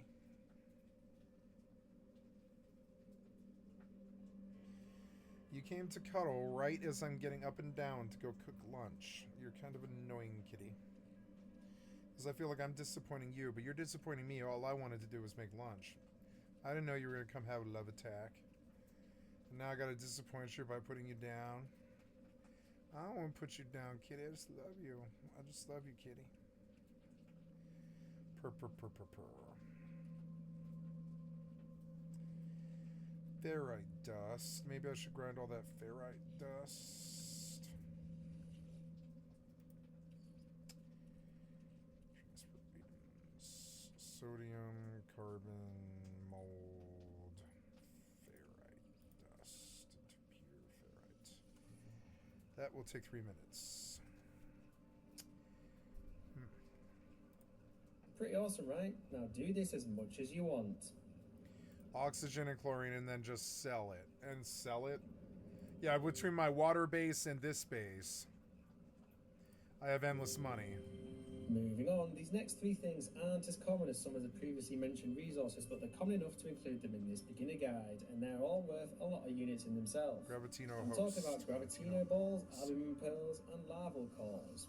You can spot albumin pearls and Gravitino balls through your analysis visor as orange or gold stars. I'm going to put this on my ship. I'm going to put a garden on my ship. Gravitino balls are worth about 40,000 units a pop, and okay, kitty, I gotta get up. worth just over 10,000 units a pop, so it's worth gathering a few of these when you come across them. However, a word of warning on these: when you do gather them, you will have some sentinels on your back, so be ready to make a quick escape. And then moving on to larval cores, which come from the opening of whispering eggs, these can be found most commonly around abandoned buildings on planets, and they will appear as a red warning on your analysis visor. One single larval core is worth almost 70,000 units a pop, and usually you'll find a few together, so you can make a good few 100,000 units here. But a big word of warning: once you crack open a whispering egg, you're going to be swarmed by some biological horrors. So my advice here is to dig a tunnel underneath the whispering egg and grab the larval core from there. Hopefully those biological horrors won't get in your tunnel, but if they do, be sure to be ready for a quick escape just in case. So let's talk about ships, and more specifically crashed ones. There are a few ways to come across these, and I've created a video previously showing you the fastest ways to find these crashed ships, but the quick version of it is buy some distress beacon maps from the cartographer on board a space station, and some of the time these will indicate an unoccupied crashed ship, which you can claim for yourself for free. Now, the type of crashed ship is totally random, and sometimes you can get lucky and grab one worth millions of units. So all you need to do is fix it up enough to fly it on board the space station and then sell it for scrap, and voila, millions of scrap to sell at the trade terminal, along with some upgrade modules to sell for a few hundred nanites. Winner, winner, money and nanites for dinner. Right then, moving on to two very valuable things which are reasonably common throughout the cosmos, and these two things are ancient bones and salvageable scrap. To figure out whether a planet has these on them, just scan the planet from space and it'll say if they're there next to a gold Wi-Fi signal similar to that of a buried technology module. And once you're on a planet that contains these, use your analysis visor and scan for the gold Wi-Fi signal, and these will indicate where you can find either ancient bones or salvageable scrap depending on the planet. Now these are both located just underground, so you are going to need a terrain manipulator, and there is a chance that when you're excavating salvageable scrap that the sentinels are going to be on your back as soon as you get it, so be ready for a quick escape once again. Now on to the more interesting stuff about ancient bones and salvageable scrap. Depending on your luck, the value of these will range anywhere from 60,000 units to almost 2 million units a pop, so it's worth spending some time gathering up a good amount of these and then selling them on board the space station. I've got one final notable mention on making money early, but that does require you to have a few hundred nanites initially to be able to make these hundreds of thousand units. So on board the space station you can buy multi-tool upgrades, and if you ever come across S-Class scanner upgrades here, be sure to buy them if you can afford them and then add them to your multi-tool. These upgrades will take you from earning a couple thousand units per creature and plant scan to earning a couple of 100,000 units per creature scan and tens of thousands of units per plant scan and mineral scan. So over time, when visiting many new planets, these upgrades are going to net you millions of units. So if you can afford those upgrades, buy them and then use them. And that, folks, is 11 methods or items that are going to get you millions of units and minerals. These upgrades here, the space station, 200 nano, a good amount of these, and then selling them on board the space station. I've got one final notable mention on making money early, but it does require you to have a few hundred nanites initially to be. This was good. I learned a lot.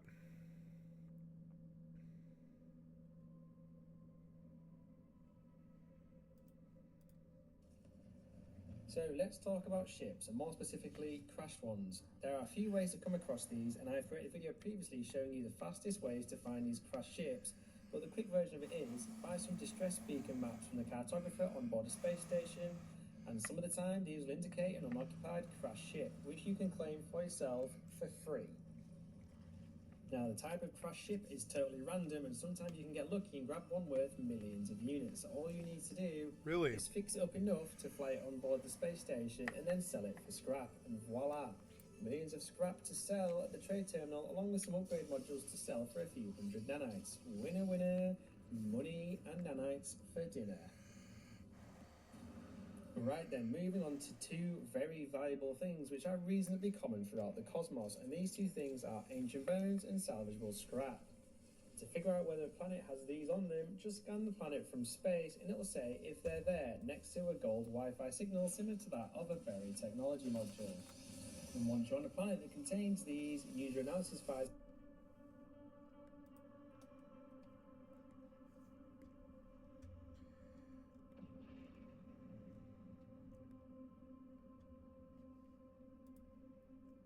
Refining is a fantastically useful tool in No Man's Sky. You can turn many resources into other resources and even multiply them. So here are 39 recipes worth knowing. Oxygen is a type of refining. On its own, it'll give you some carbon, but refine it with some other items and you can massively multiply your resources. 2 oxygen mixed with either 2 carbon or 1 condensed carbon will get you 5 or 6 condensed carbon. This works for cobalt and chlorine too. 1 oxygen and 1 sodium nitrate will give you 2 nitrate. Oxygen is used in 43 different refining recipes and one of the main resources you'll use in your play, so building an industrial hotspot mining operation is a great move. Salt can be a very useful resource to have, particularly for refining. After you've made all that chlorine with oxygen, you can refine it into salt. Refining salt with any of the 6 biome farmable plants, which you can grow in any base, including your freighter, you'll get the plant biome's respective mineral. So having a healthy crop of gamma root and refining it with salt will get you all the uranium your launch thrusters could want. Magnetic ferrite is not something you'll be needing all of the time, but when you do need it, it's often in the hundreds. But provided you have a bit of platinum, you're covered. Refining 1 platinum and 1 oxygen will get you 10 magnetized ferrite. If you don't have any oxygen, then 1 platinum, 1 ferrite dust and 1 pure ferrite will get you 12 magnetized. There's a lot to learn about this game.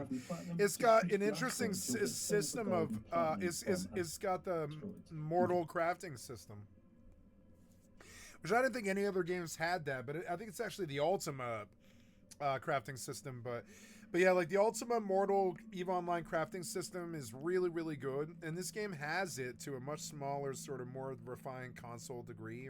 Combining silver and gold in a refiner. Light No Fire might be really good. Refiner will get you platinum. Salvaged data can be found buried on planets, almost always just underground next to damaged machinery. You'll need a few hundred of these in order to get all of the building blueprints from the anomaly, but after you have them all, it's worth either refining them for 15 nanites each or selling them for a few 100,000 units. Living pearls seem like something you would either want to sell or keep for building your underwater base, but a great use for them is to refine them once into 100 gold per pearl, then again into pyrite to fuel your pulse drive.